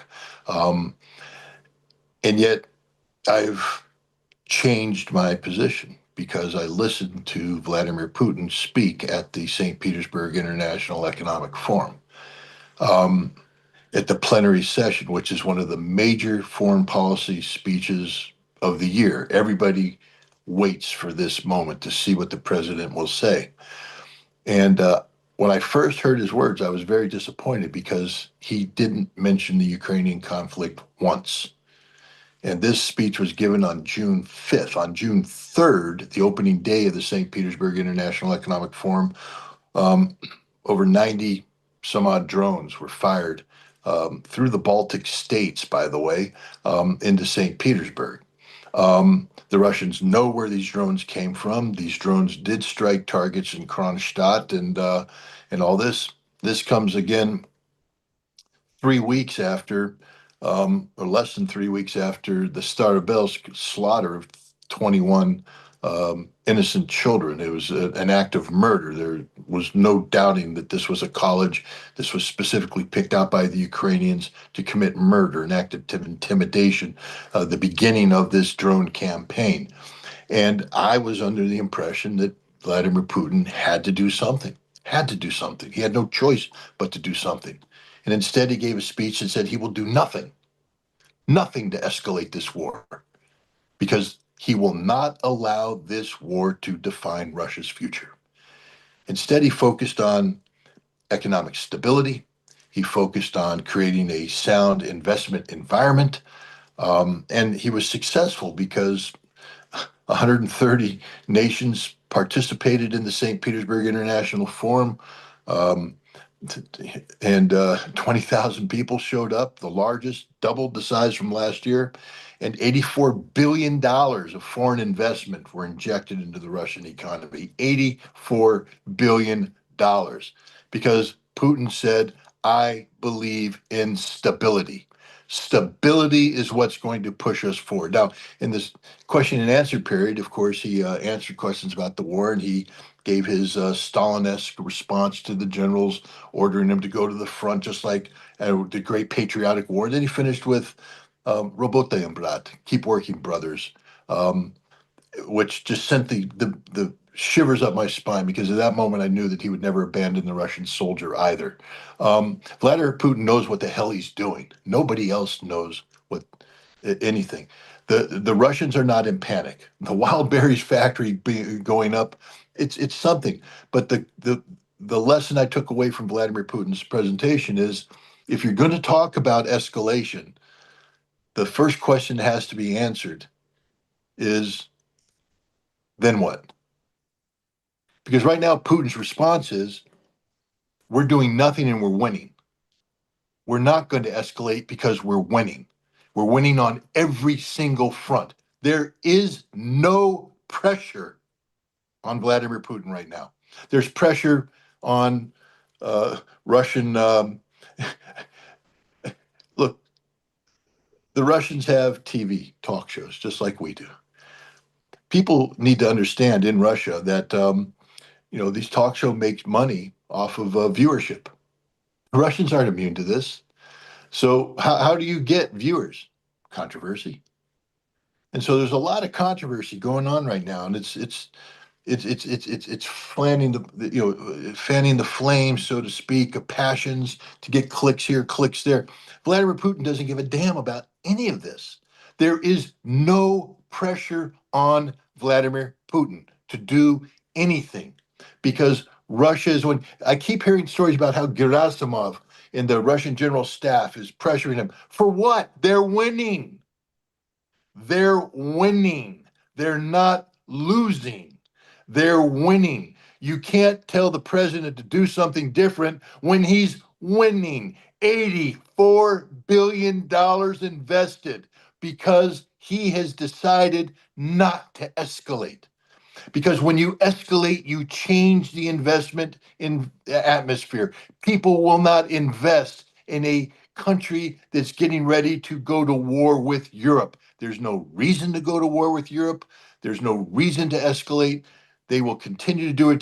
Oreshnik, the three missiles that were fired were experimental missiles. He hasn't fired an operational Oreshnik yet. And he sort of Right. chortled at it the last time. He has fired last night 30 Iskander M's into Kiev, killing everything it hits. The Ukrainians, the decision making sense, they're hunting down the drone commander, Magyar. They almost got him the other day in Kherson. He's going to die soon. All of the Ukrainians are going to die. They're all being hunted down. They don't stand a snowball's chance in hell. This is the reality. Now, we have people in the West that are promoting a different atmosphere because they talk to taxi drivers and they talk to movers and they talk to old people on the hill. But the reality in Russia is Vladimir Putin's under no internal pressure whatsoever. And you're seeing ridiculous games being played right now by the remnants of the old elite establishment. I call them liberal elites, but the oligarchs.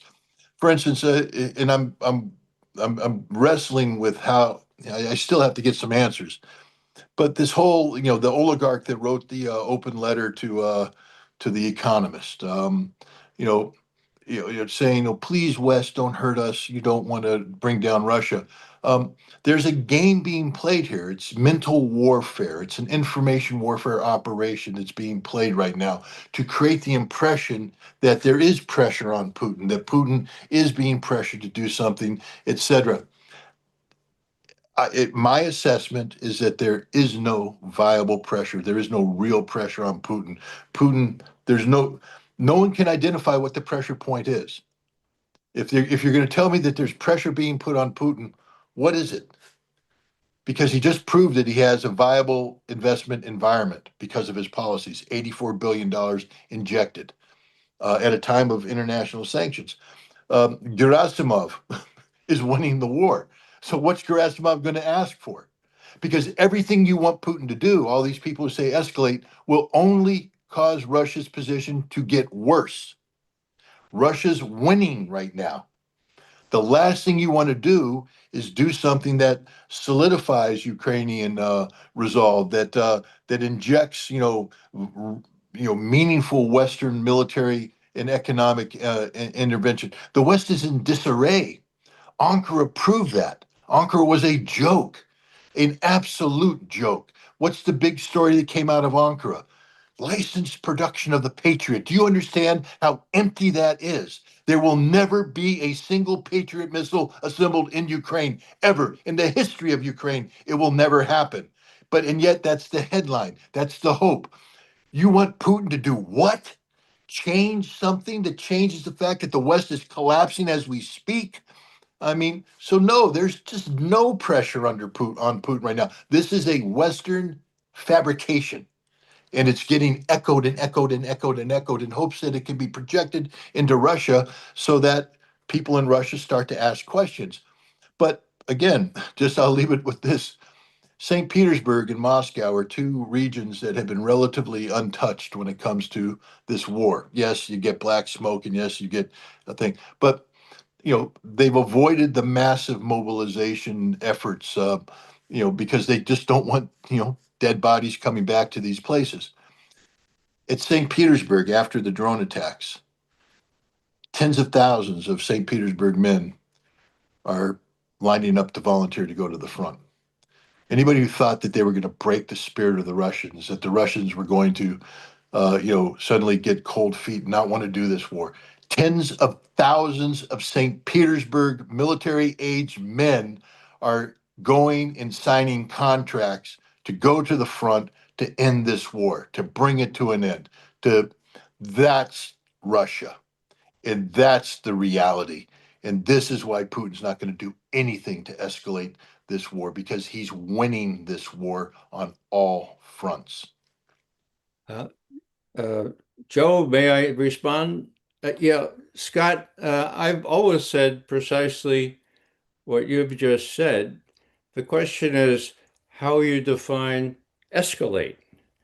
Now, in the past, as you suggested, many people have been saying that Putin is under pressure to escalate against the Europeans. In other words, to hit a member of NATO.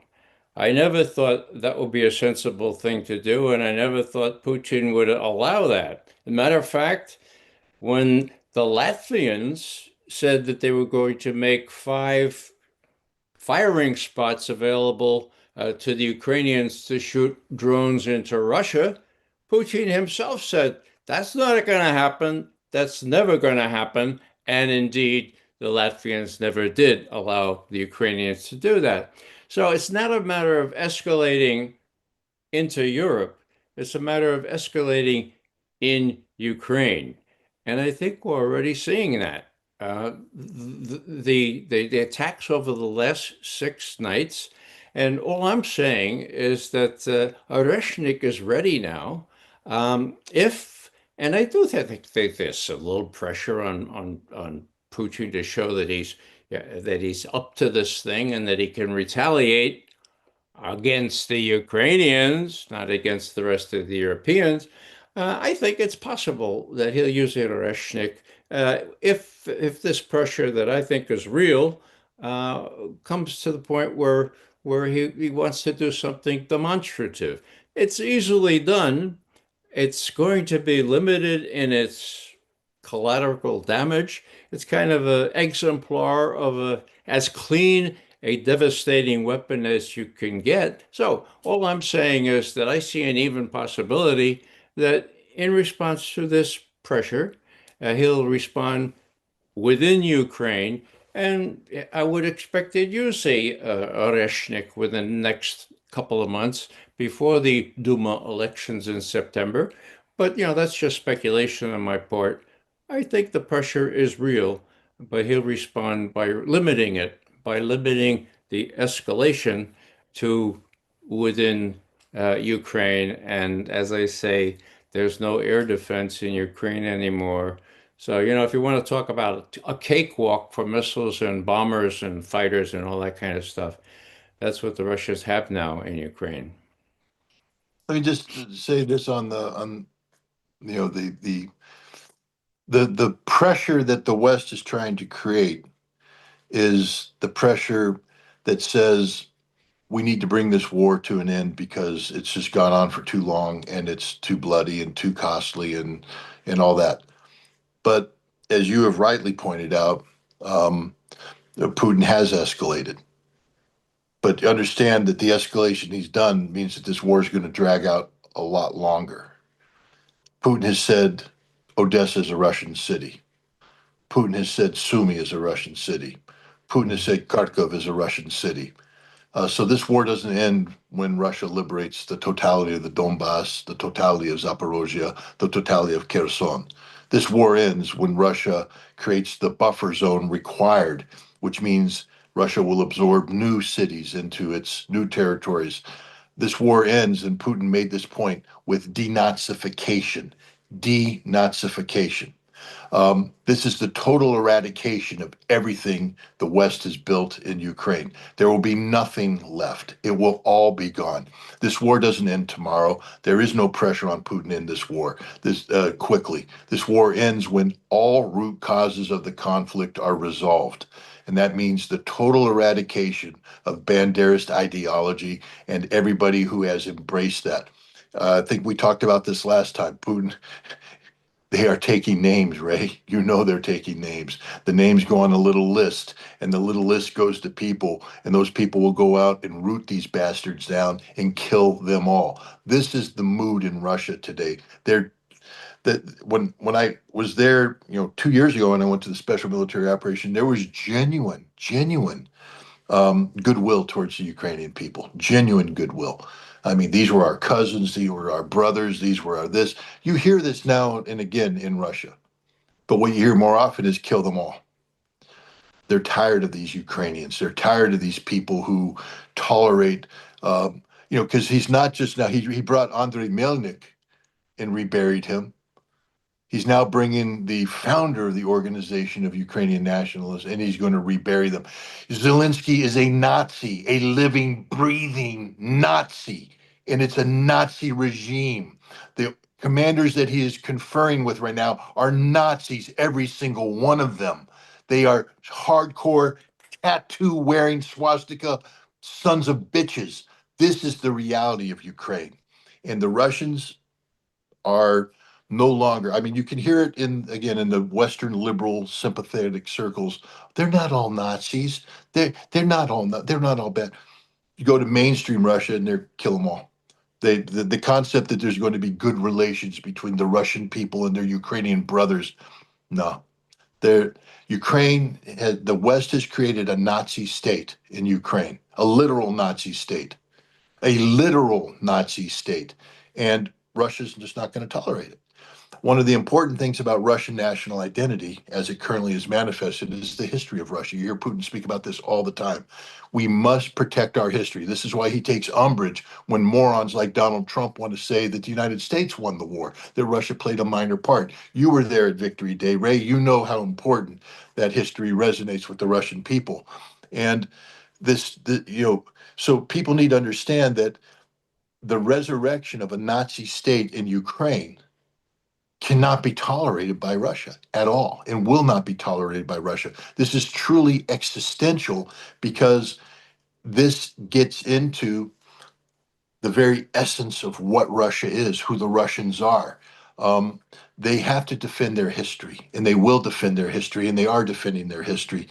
And in the West, we don't understand it. We sit here and we mock them. Oh, they're living in their past glory. No, that's what defines who they are today. The great patriotic war, the sacrifice of 27 million, defines who they are today. It's an essential core element, a core value of the national ethos of the Russian people.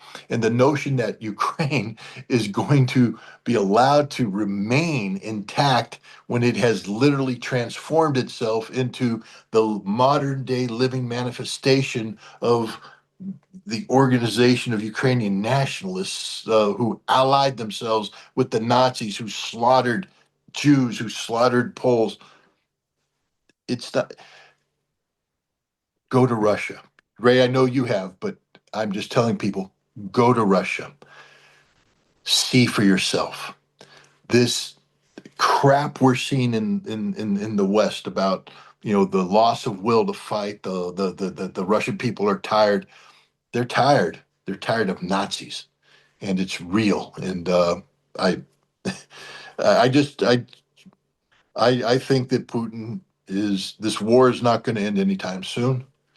This war is going to precipitate not just a total termination of what we call the Ukrainian national state today, uh, but the root cause of this conflict is also in Europe. And I think that Putin has also made a strategic decision that Europe needs to collapse as well. It won't be done by Russia's hand, but again, to escalate into Europe creates a reason for Merz to continue to exist. Right. But Russia wins when Merz goes away.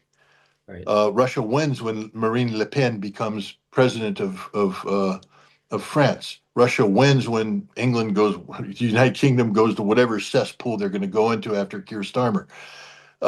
And so Russia has a winning hand right now. The West created this Ukrainian engine that was supposed to be driving a machine that was going to bring Russia down. Russia's converted the Ukrainian engine into the machine that's going to bring Europe down. And I I just see this war going on for a couple more years. I see the Russians, you know, being very deliberate in their approach, and this ends with the total destruction of the Ukrainian state. Scott, I want to ask you, when you say you hear people in Russia saying kill all Ukrainians, are they talking about the leadership or all Ukrainian people? Well, mainly the leadership, but the point of the sensibility of we don't we the Russians viewing the Ukrainian people as innocent players. They don't view them as innocent players anymore.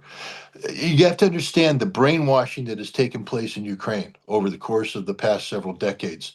The Ukrainian children today um, are taught that the Russians are inferior, that the the brotherhood, the sense of common national identity. We're all Slavic people. The Ukrainian people don't believe that. The especially in Western Ukraine, they believe that the Muscols, they are, orcs, they are inferior, they are this, and it's playing out on the battlefield. See how Russians are treated by the Ukrainians, the Ukrainian soldiers, the average Ukrainian soldiers. Nobody talks about Kursk and what happened when the Ukrainian forces went into Kursk. The villages on the border area where they couldn't get the elderly people out and the young people out. You know, hundreds of Russian civilians were slaughtered by the Ukrainians who went in there and butchered them and raped them. They filmed it. The Russians have this all on video because these criminals that went in there, they filmed it on their cell phones and they went in and they got killed. And the Russians have the cell phones and they've cataloged everything. Um, the murder of these 21 students at Starobelsk, straight up murder. They had thermal cameras on these drones, knowing they hit a dormitory, knowing the girls were going downstairs. They could see them with their thermal images as they dove their drones in to murder them. The Russians understand this. They see this all. They have all the evidence they need right now. So the idea that the Russians are saying, oh, there's the bad Ukrainian leadership, but then there's the good Ukrainian people. I think that the mood is shifting, that there is no good Ukrainian people anymore. Yeah, but first of all, there are some Ukrainians who oppose the war. They don't want to be drafted. We see those films of them being press gang. But if you talk about killing all Ukrainian people, that's genocidal talk. I don't care how No, much they again, believe in the Joe, you regime. know I'm not talking about killing all the Ukrainian people. I'm No, not talking you. about No, the about you Russians said you aren't talking heard about killing. Russians say that. Russians saying No, that, not they're you not saying. saying kill all the Ukrainian people. They're Okay, saying that it's time to bring that the day of the gloves off, of the gloves on. Oh, you're soft and tender, and we no the Russians are starting to view Ukraine as an enemy state. That's the right. difference. Not a brother state gone bad, not misguided people. It's not genocidal talk. This is just me being tired. It's very late here, and my brain isn't working. And no, All there's right, no just, genocidal talk. There's no genocidal talk. It's just that the mood the mood that existed 2 years ago, where they viewed the Ukrainians as, you know, innocents trapped by bad leaders. I don't think they view the Ukrainians as innocents anymore. They, yes, Right. you're right. There are people, but the people that are fighting, let's get this straight here. The people that are fighting the forceful conscription, they're not fighting because they're against the war with, they're just against the war. But they're not sitting there going, oh, but the Russians are good people. And that's why we don't want to go. They don't want to go to war because they're going to die. Um, but there's a very big anti-Russian sentiment in Ukraine today, and that's the reality. And the Russians sense it. So the idea that Ukraine is going to get this preferential treatment, this nice Slavic treatment, I think that's moving away. I think Ukraine is being viewed as an enemy state, and that's the difference. Not genocidal talk. I Right. apologize for injecting those Okay. words into it. That anti-Russian talk goes way back, and certainly in 2014, I was looking at an article by Bob Perry when she was writing about how the Russians were being called insects Yep. by Ukrainians.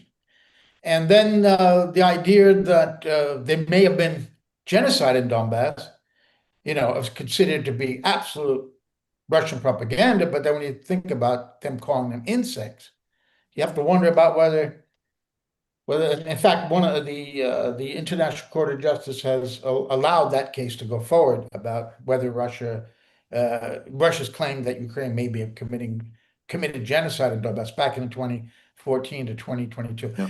Ray, you've been sitting there. Let's hear what you have to say about all this, please. I'm sorry, Joe. What did you say? Ray, you've been sitting there listening, so I'd like to hear what you have to say. No, I really don't have anything to add here. I think we're all on the same page. It's kind of the main thing that I would inject here is the Russian view of the potential U.S. role in making sure that their core interests are respected in any final outcome of this. For the nonce, the Russians come around to the view that forget about it. We can't depend on anything from Trump.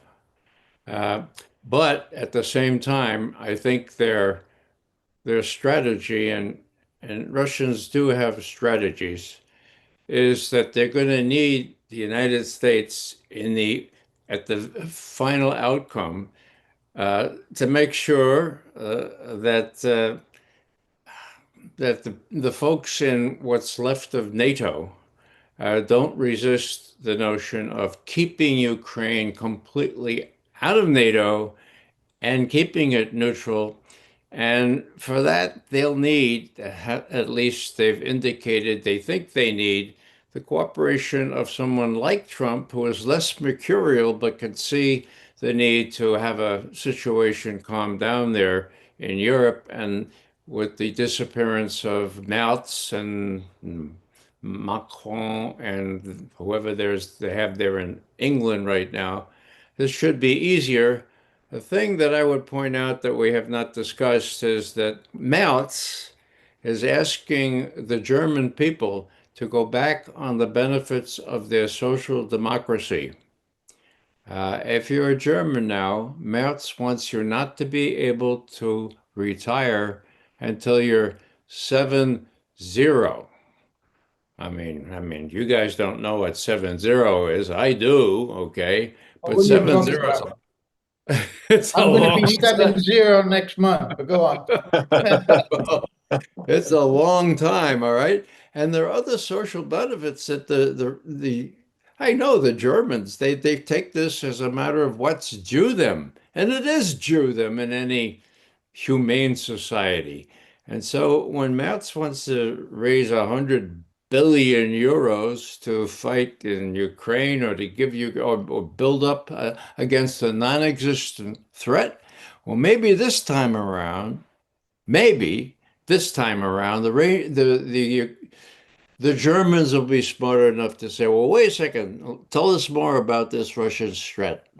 Tell us more. And maybe they'll see that, look, this is all for the benefit of the people that Merz used to work for, okay? The military intelligence complex. And we're not going to buy it. we want to be able to retire as usual at a much earlier age. And so I think there's going to be a lot of resistance in Europe to all these kinds of guys.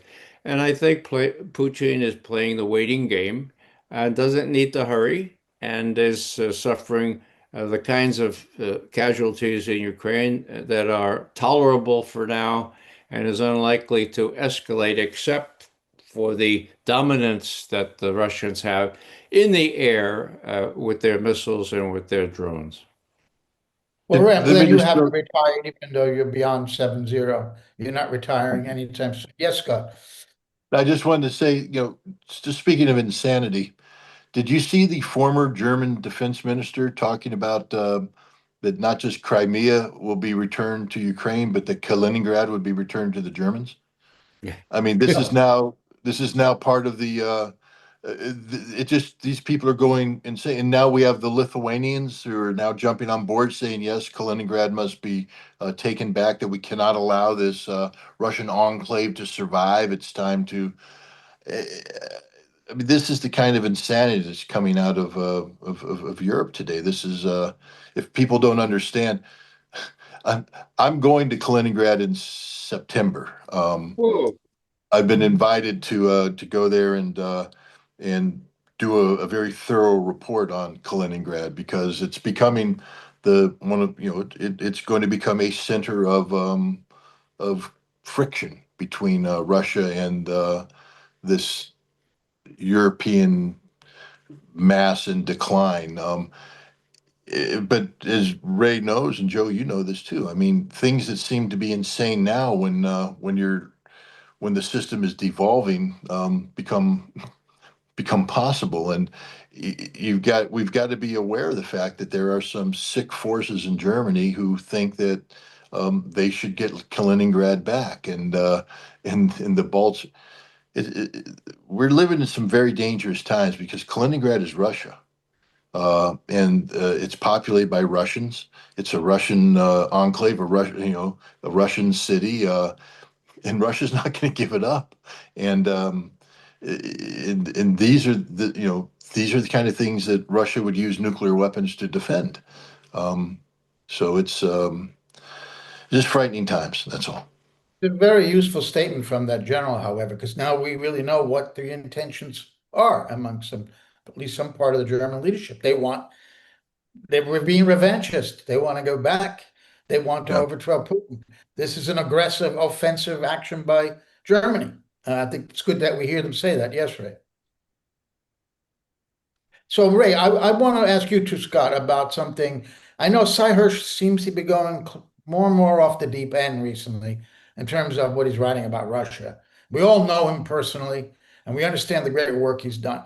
Now, he wrote his last piece. He's of course explaining that the drones are destroying Russia and Russia's going to lose the war and all of that. And he's quoting all of his U.S. intelligence sources. But he has something curious in here that I want to ask you about because I didn't know anything about this.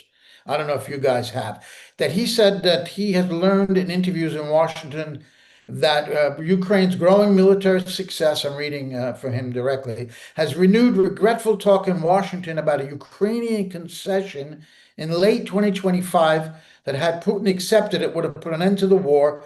Peace seemed to be at hand when it was not. Zelensky's concession would have given Russia control of some of the land Putin's troops have won in the years of fighting in two battleground provinces in eastern Ukraine. The immediate reaction in Washington to Putin's rebuff of Zelensky's offer to trade land for peace was anger and a sense that the negotiating team had misread Putin's interest in a settlement. The thought now about what seemed to be Putin's duplicity is more nuanced and even sympathetic, that the Russian leader may have understood the lesson Nikita Khrushchev learned after he chose to withdraw his ships during the Cuban Missile Crisis. That failure and an economic crisis that followed put Khrushchev out of office within 2 years and a quiet retirement to a dacha outside of Moscow. Scott, do you know anything about this 2025 concession that Ukraine made that Russia rejected?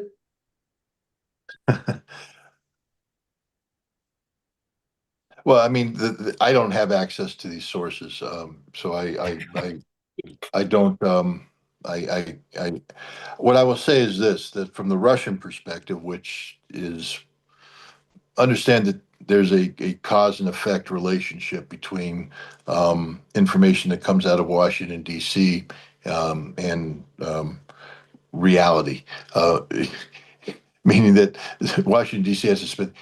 Vladimir Putin has come out and acknowledged that in August of 2025, in Alaska, Russia made some very, very um, sensitive concessions to the United States in order to bring an end to this conflict. And the Russian concessions were that they insisted they get the totality of the Donbass, that Ukraine would have to leave the Donbass. There was no negotiations, but that Russia would be willing to freeze the line of contact um, where it stands in Zaporozhye and Kherson. In effect, that Russia would be willing to consider cessation of hostilities with Ukraine holding on to parts of Kherson and Zaporozhye. So, from what I understand, Seymour Hersh's sources are trying to flip the script on this, saying that that Zelensky was making concessions or something of that nature, and that Russia rejected the concessions. That's not the way it the right. But Rubio and company won't talk about this. uh Rubio has said there were no concessions made, that there was no agreements made. From the Russian perspective, there was that the Russians came in and they accepted. And this is a shocker to me, because at the time I was someone who said that constitutionally, this is impossible for Putin to do. um, but Putin had made these concessions in August in an effort to bring an end to this conflict.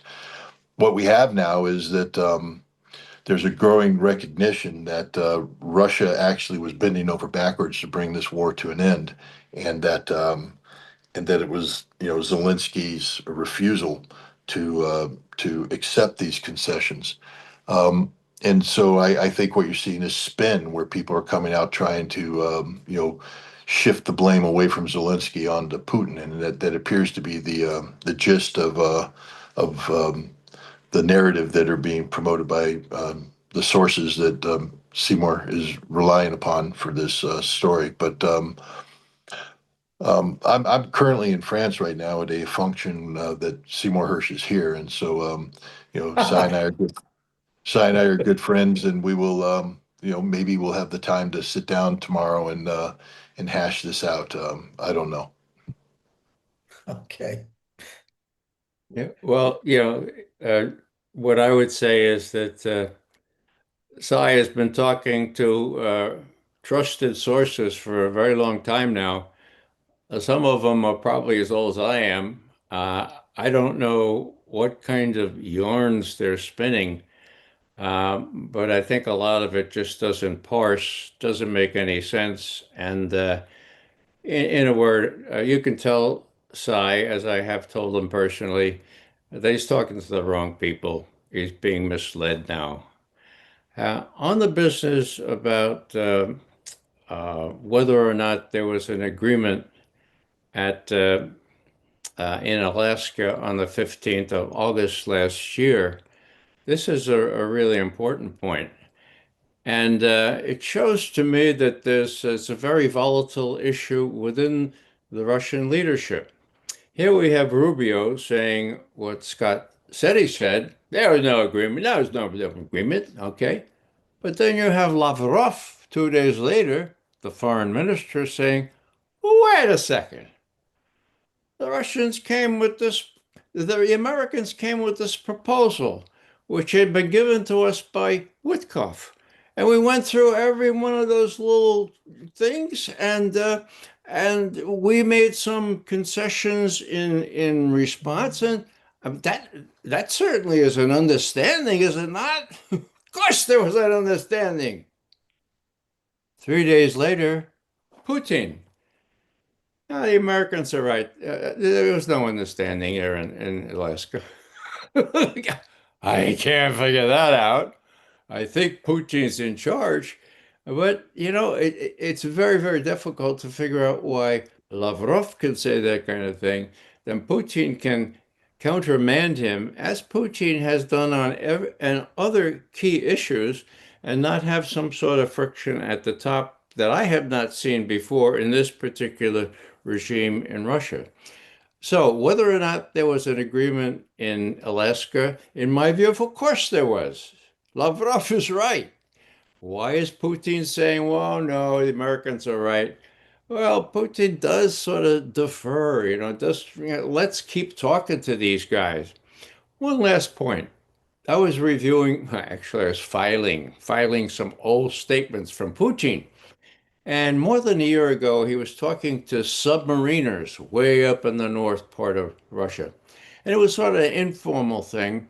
And among the other things he says is, we're working now. The U.S. is really helping us with Ukraine.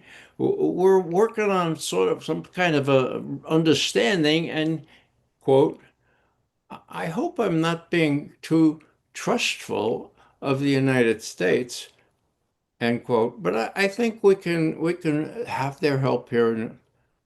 Well, holy Moses.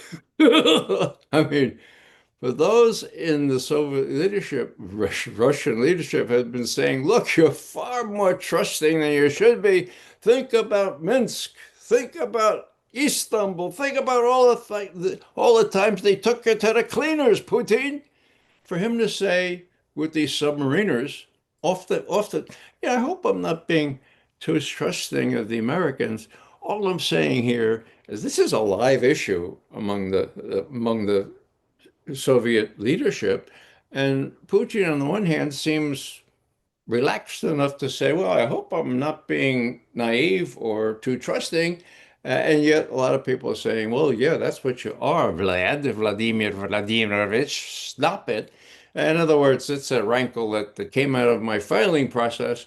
And I thought it was really, really interesting in retrospect of the last several months of what's happened with respect to Ukraine, the US, and Russia.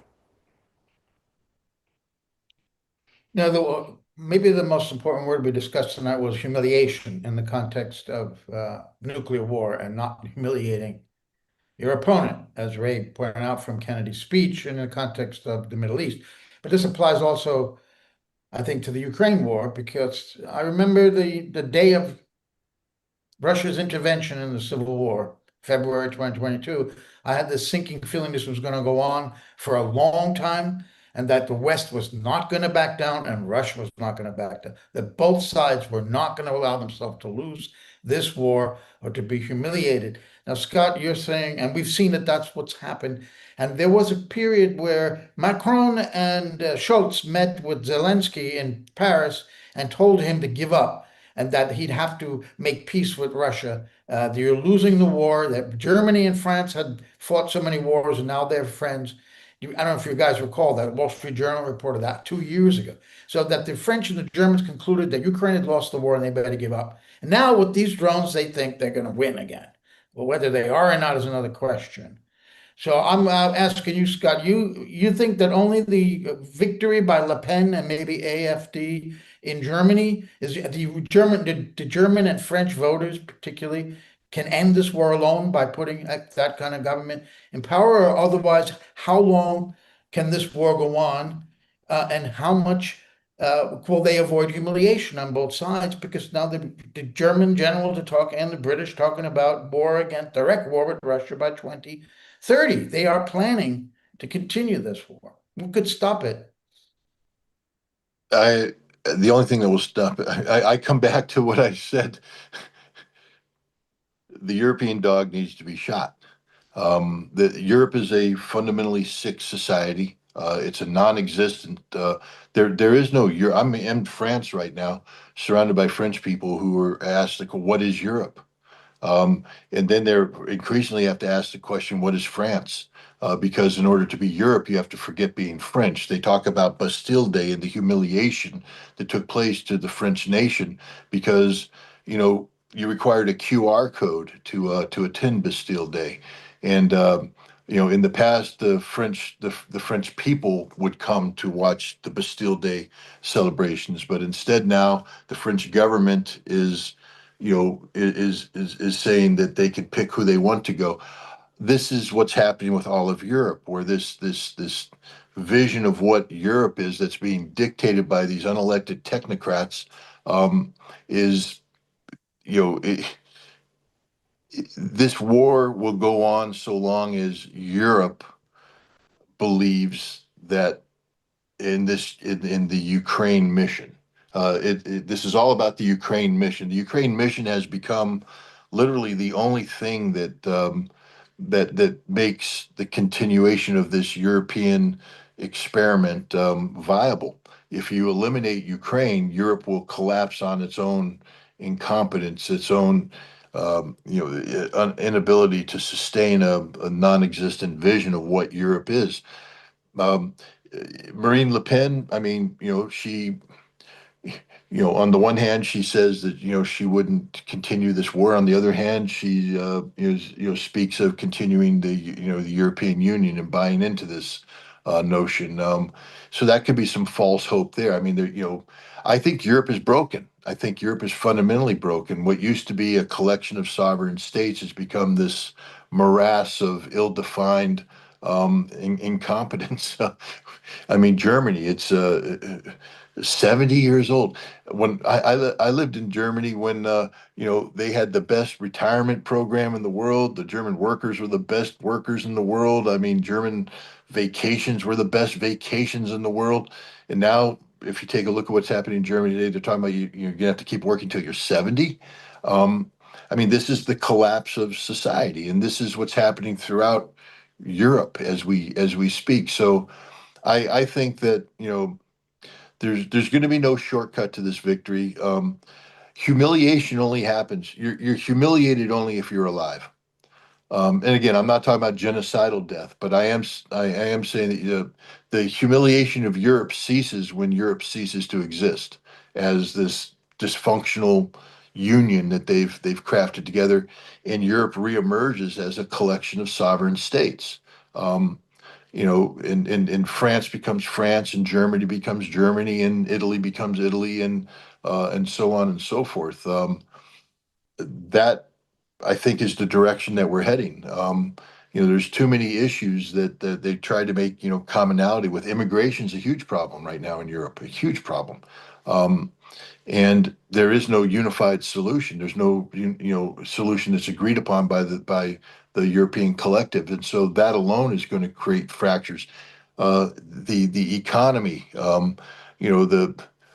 the difference between the Parisian approach to economic union and the Berlin approach are irreconcilable. Europe is dysfunctional, and the only thing that keeps Europe talking in any cohesive fashion is this Ukrainian engine. Um, and I think once Russia resolves the Ukrainian engine, turns it off, shuts down the ignition, it's not about the humiliation of Europe. It means that Europe will no longer exist, and it'll have to reconstitute itself in something. And this is where the United States comes in. Um, you know, it's something I'm still struggling with because I can't fully explain it. It's not rational. As Ray said, President Putin continues to hold out some sort of deference to the United States. You have Kirill Dmitriev continuing to articulate tunnel diplomacy. I mean, he continues to talk about how we're going to make everything great by building a tunnel. Um, Nobody believes in this tunnel thing, but it's a vector that allows for the potential of Russian American cooperation. And I think the Russians are unwilling to shut the door on America because they are going to need American help to deal with the problem of European dysfunction. Let me add a word about Germany. Um, I too lived in Germany during those times, Scott, for 5 years. Uh, the notion that Volkswagen is laying off 100,000 workers, and that the rest of them will be working on building tanks, for God's sake. And not to mention the curtailment of social benefits.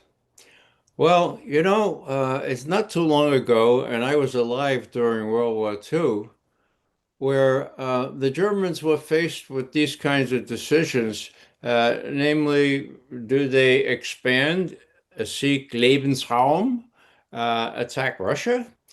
And they reacted with what the Germans now call schaffmäßige Ergebenheit, okay?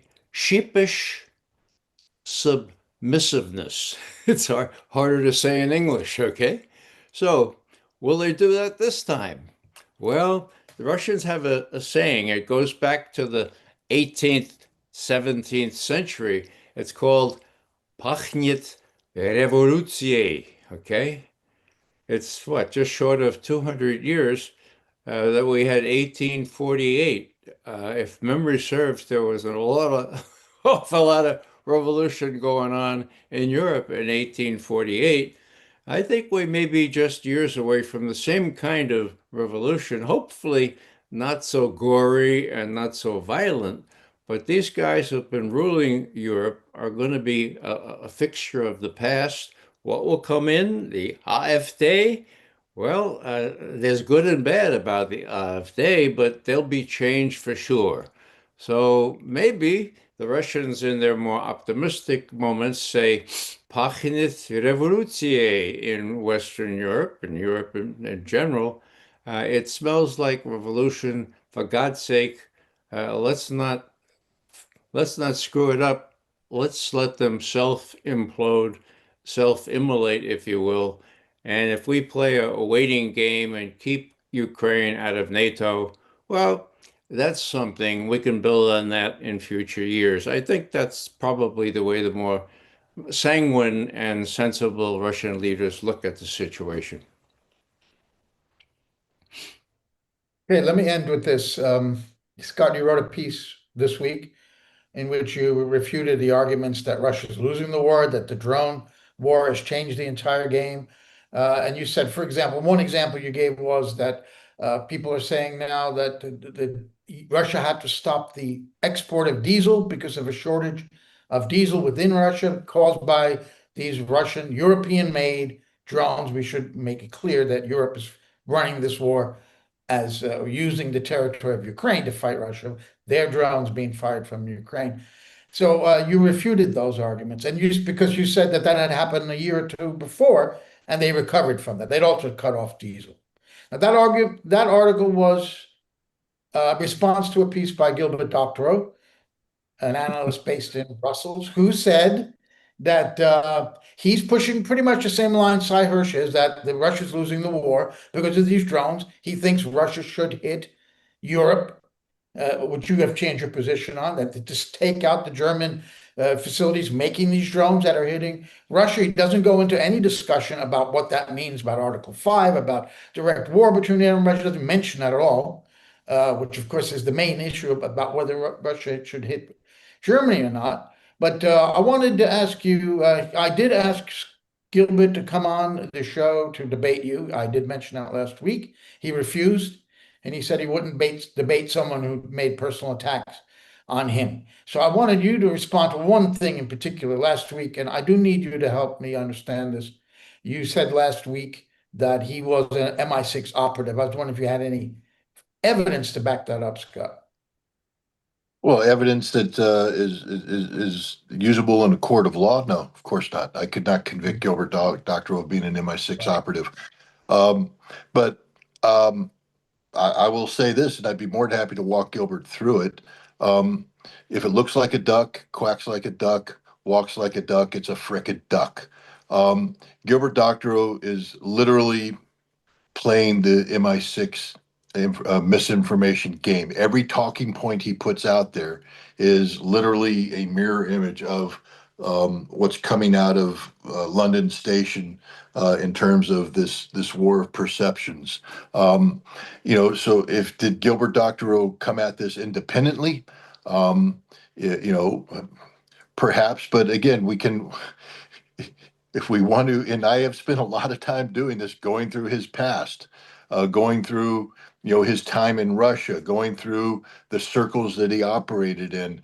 You know, he operated in Russia in a time when, you know, MI6 and the CIA and other Western services co-opted the Russian liberal elite circles that he operated in. I'm not saying that he was I'm saying that the Russians, uh, that circle was heavily co-opted by Western intelligence to achieve the purpose of bringing Russia down. And that Gilbert Doctorow over the years has mirror image the argument that's put out by the West about Russia, what Russia is, etc. He claims that he was supportive of Putin, but that he changed his mind. But he can't, you know, the moment when he changed his mind is when MI6 changed their mind. So I would just say that I can make an extraordinarily strong circumstantial case that Gilbert Doctorow's message mirror images the message coming out of Vauxhall. Um, uh, Okay. but let me just say this. You know, the reason why Gilbert doesn't want to debate me, and because I read his counter, you can't sit here and tell me that Russia that Ukraine is winning the war, that Russia's losing the drone war, and cite as evidence two German drone programs. Because he did. He cited two specific German drone programs. He cited one from the secret factory in Munich, and the other one was the ones that are blowing up He said German made drones with AI. These are his words. These programs don't exist. So how can Gilbert Doctorow have any credibility when he's going to make an argument that Russia's losing a drone war to two non-existent German drone programs? And I pointed this out point by point by point by point, how ignorant he is about this. This is one of the problems too, is that the whole thing about drone wars is a fiction. They're creating this fiction about Ukrainian capabilities that don't exist. The drones that Gilbert Doctorow spoke of, the Ukrainian military themselves have rejected those drones because those drones don't work. Why doesn't Gilbert Doctorow know this? Why does he feel the superficiality of his approach to read a New York Times article, misquote it, misrepresent it, and hype it up to be something that it isn't? Um, this shows a lack of seriousness. This shows a lack of discipline, of due diligence, of intellectual capacity, to be honest. I mean, and then you have to say to yourself, somebody who has a PhD from what, Columbia, and Harvard background, this is deliberate. So now I come back again. He is deliberately propagating propaganda. This is not well-reasoned thought from a Harvard-educated, Columbia-educated intellectual. Um, no intellectual would propagate the crap that he just propagated.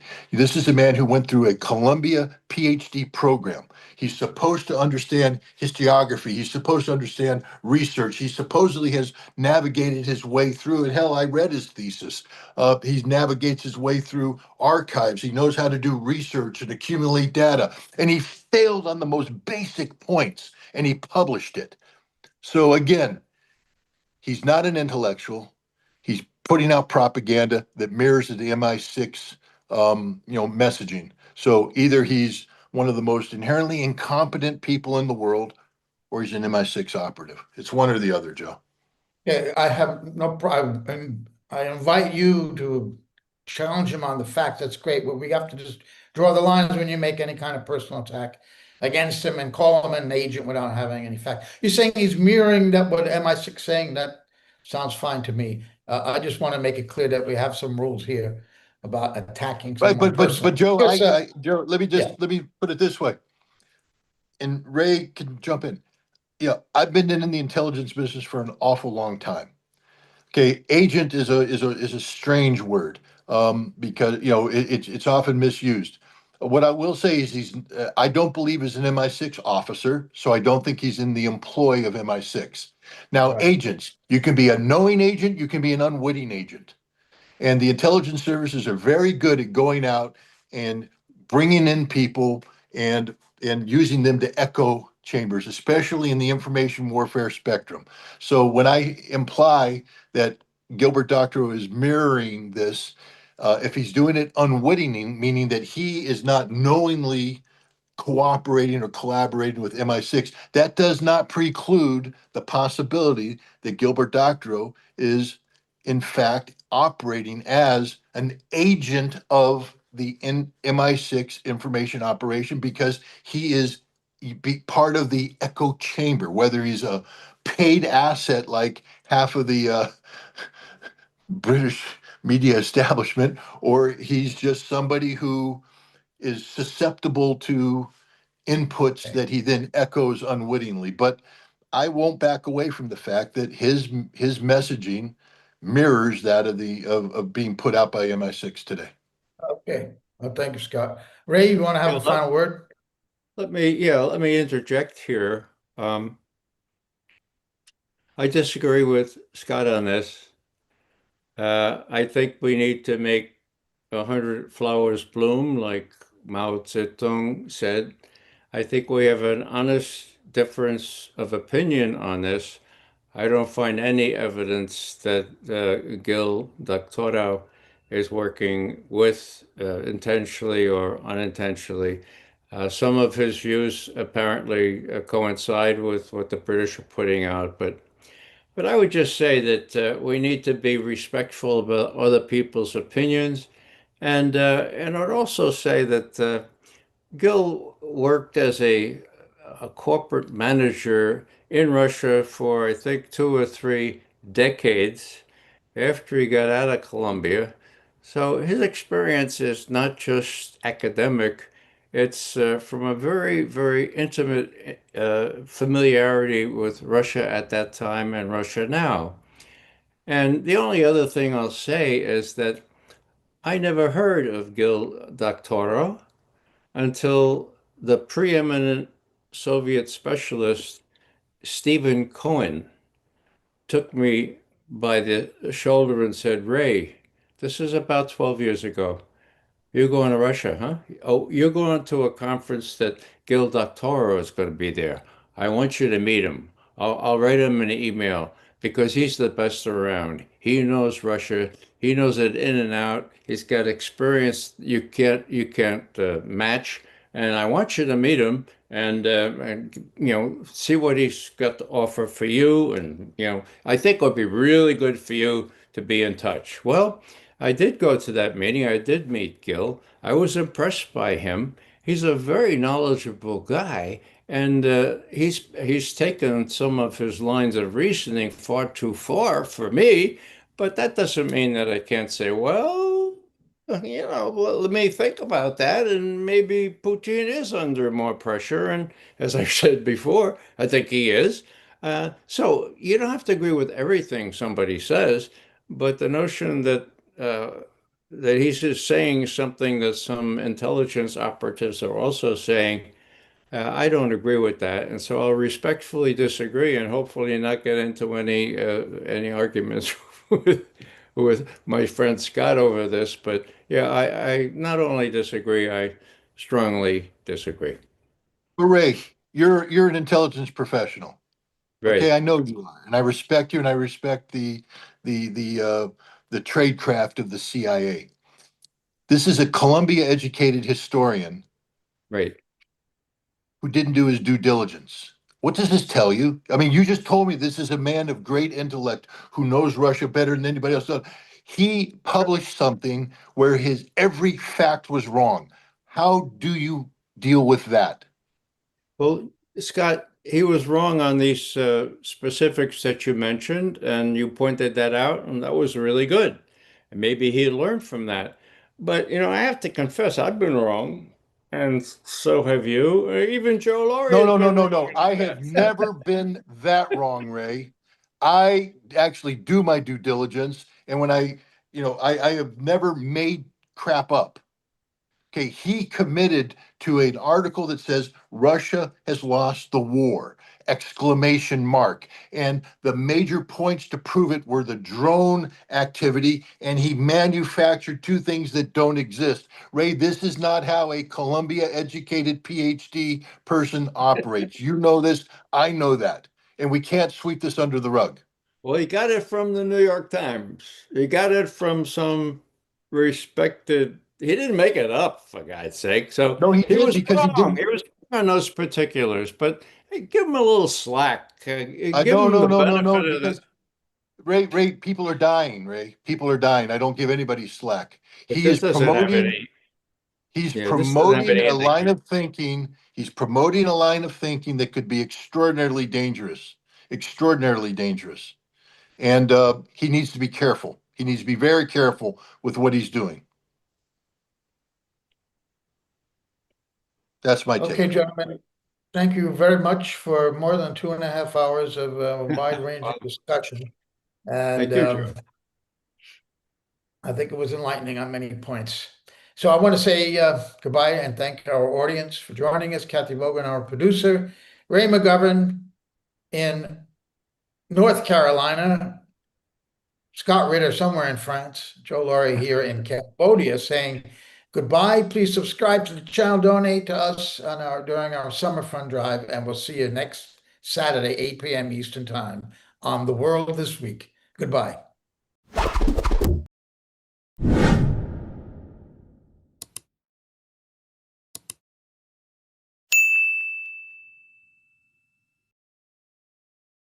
Get out your notebook. There's more.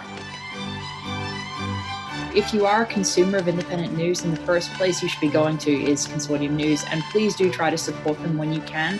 It doesn't have its articles behind a paywall. It's free for everyone. It's one of the best news sites out there, and it's been in the business of independent journalism and adversarial independent journalism for over 2 decades. I hope that with the public's continuing support of Consortium News, it will continue for a very long time to come. Thank you so much.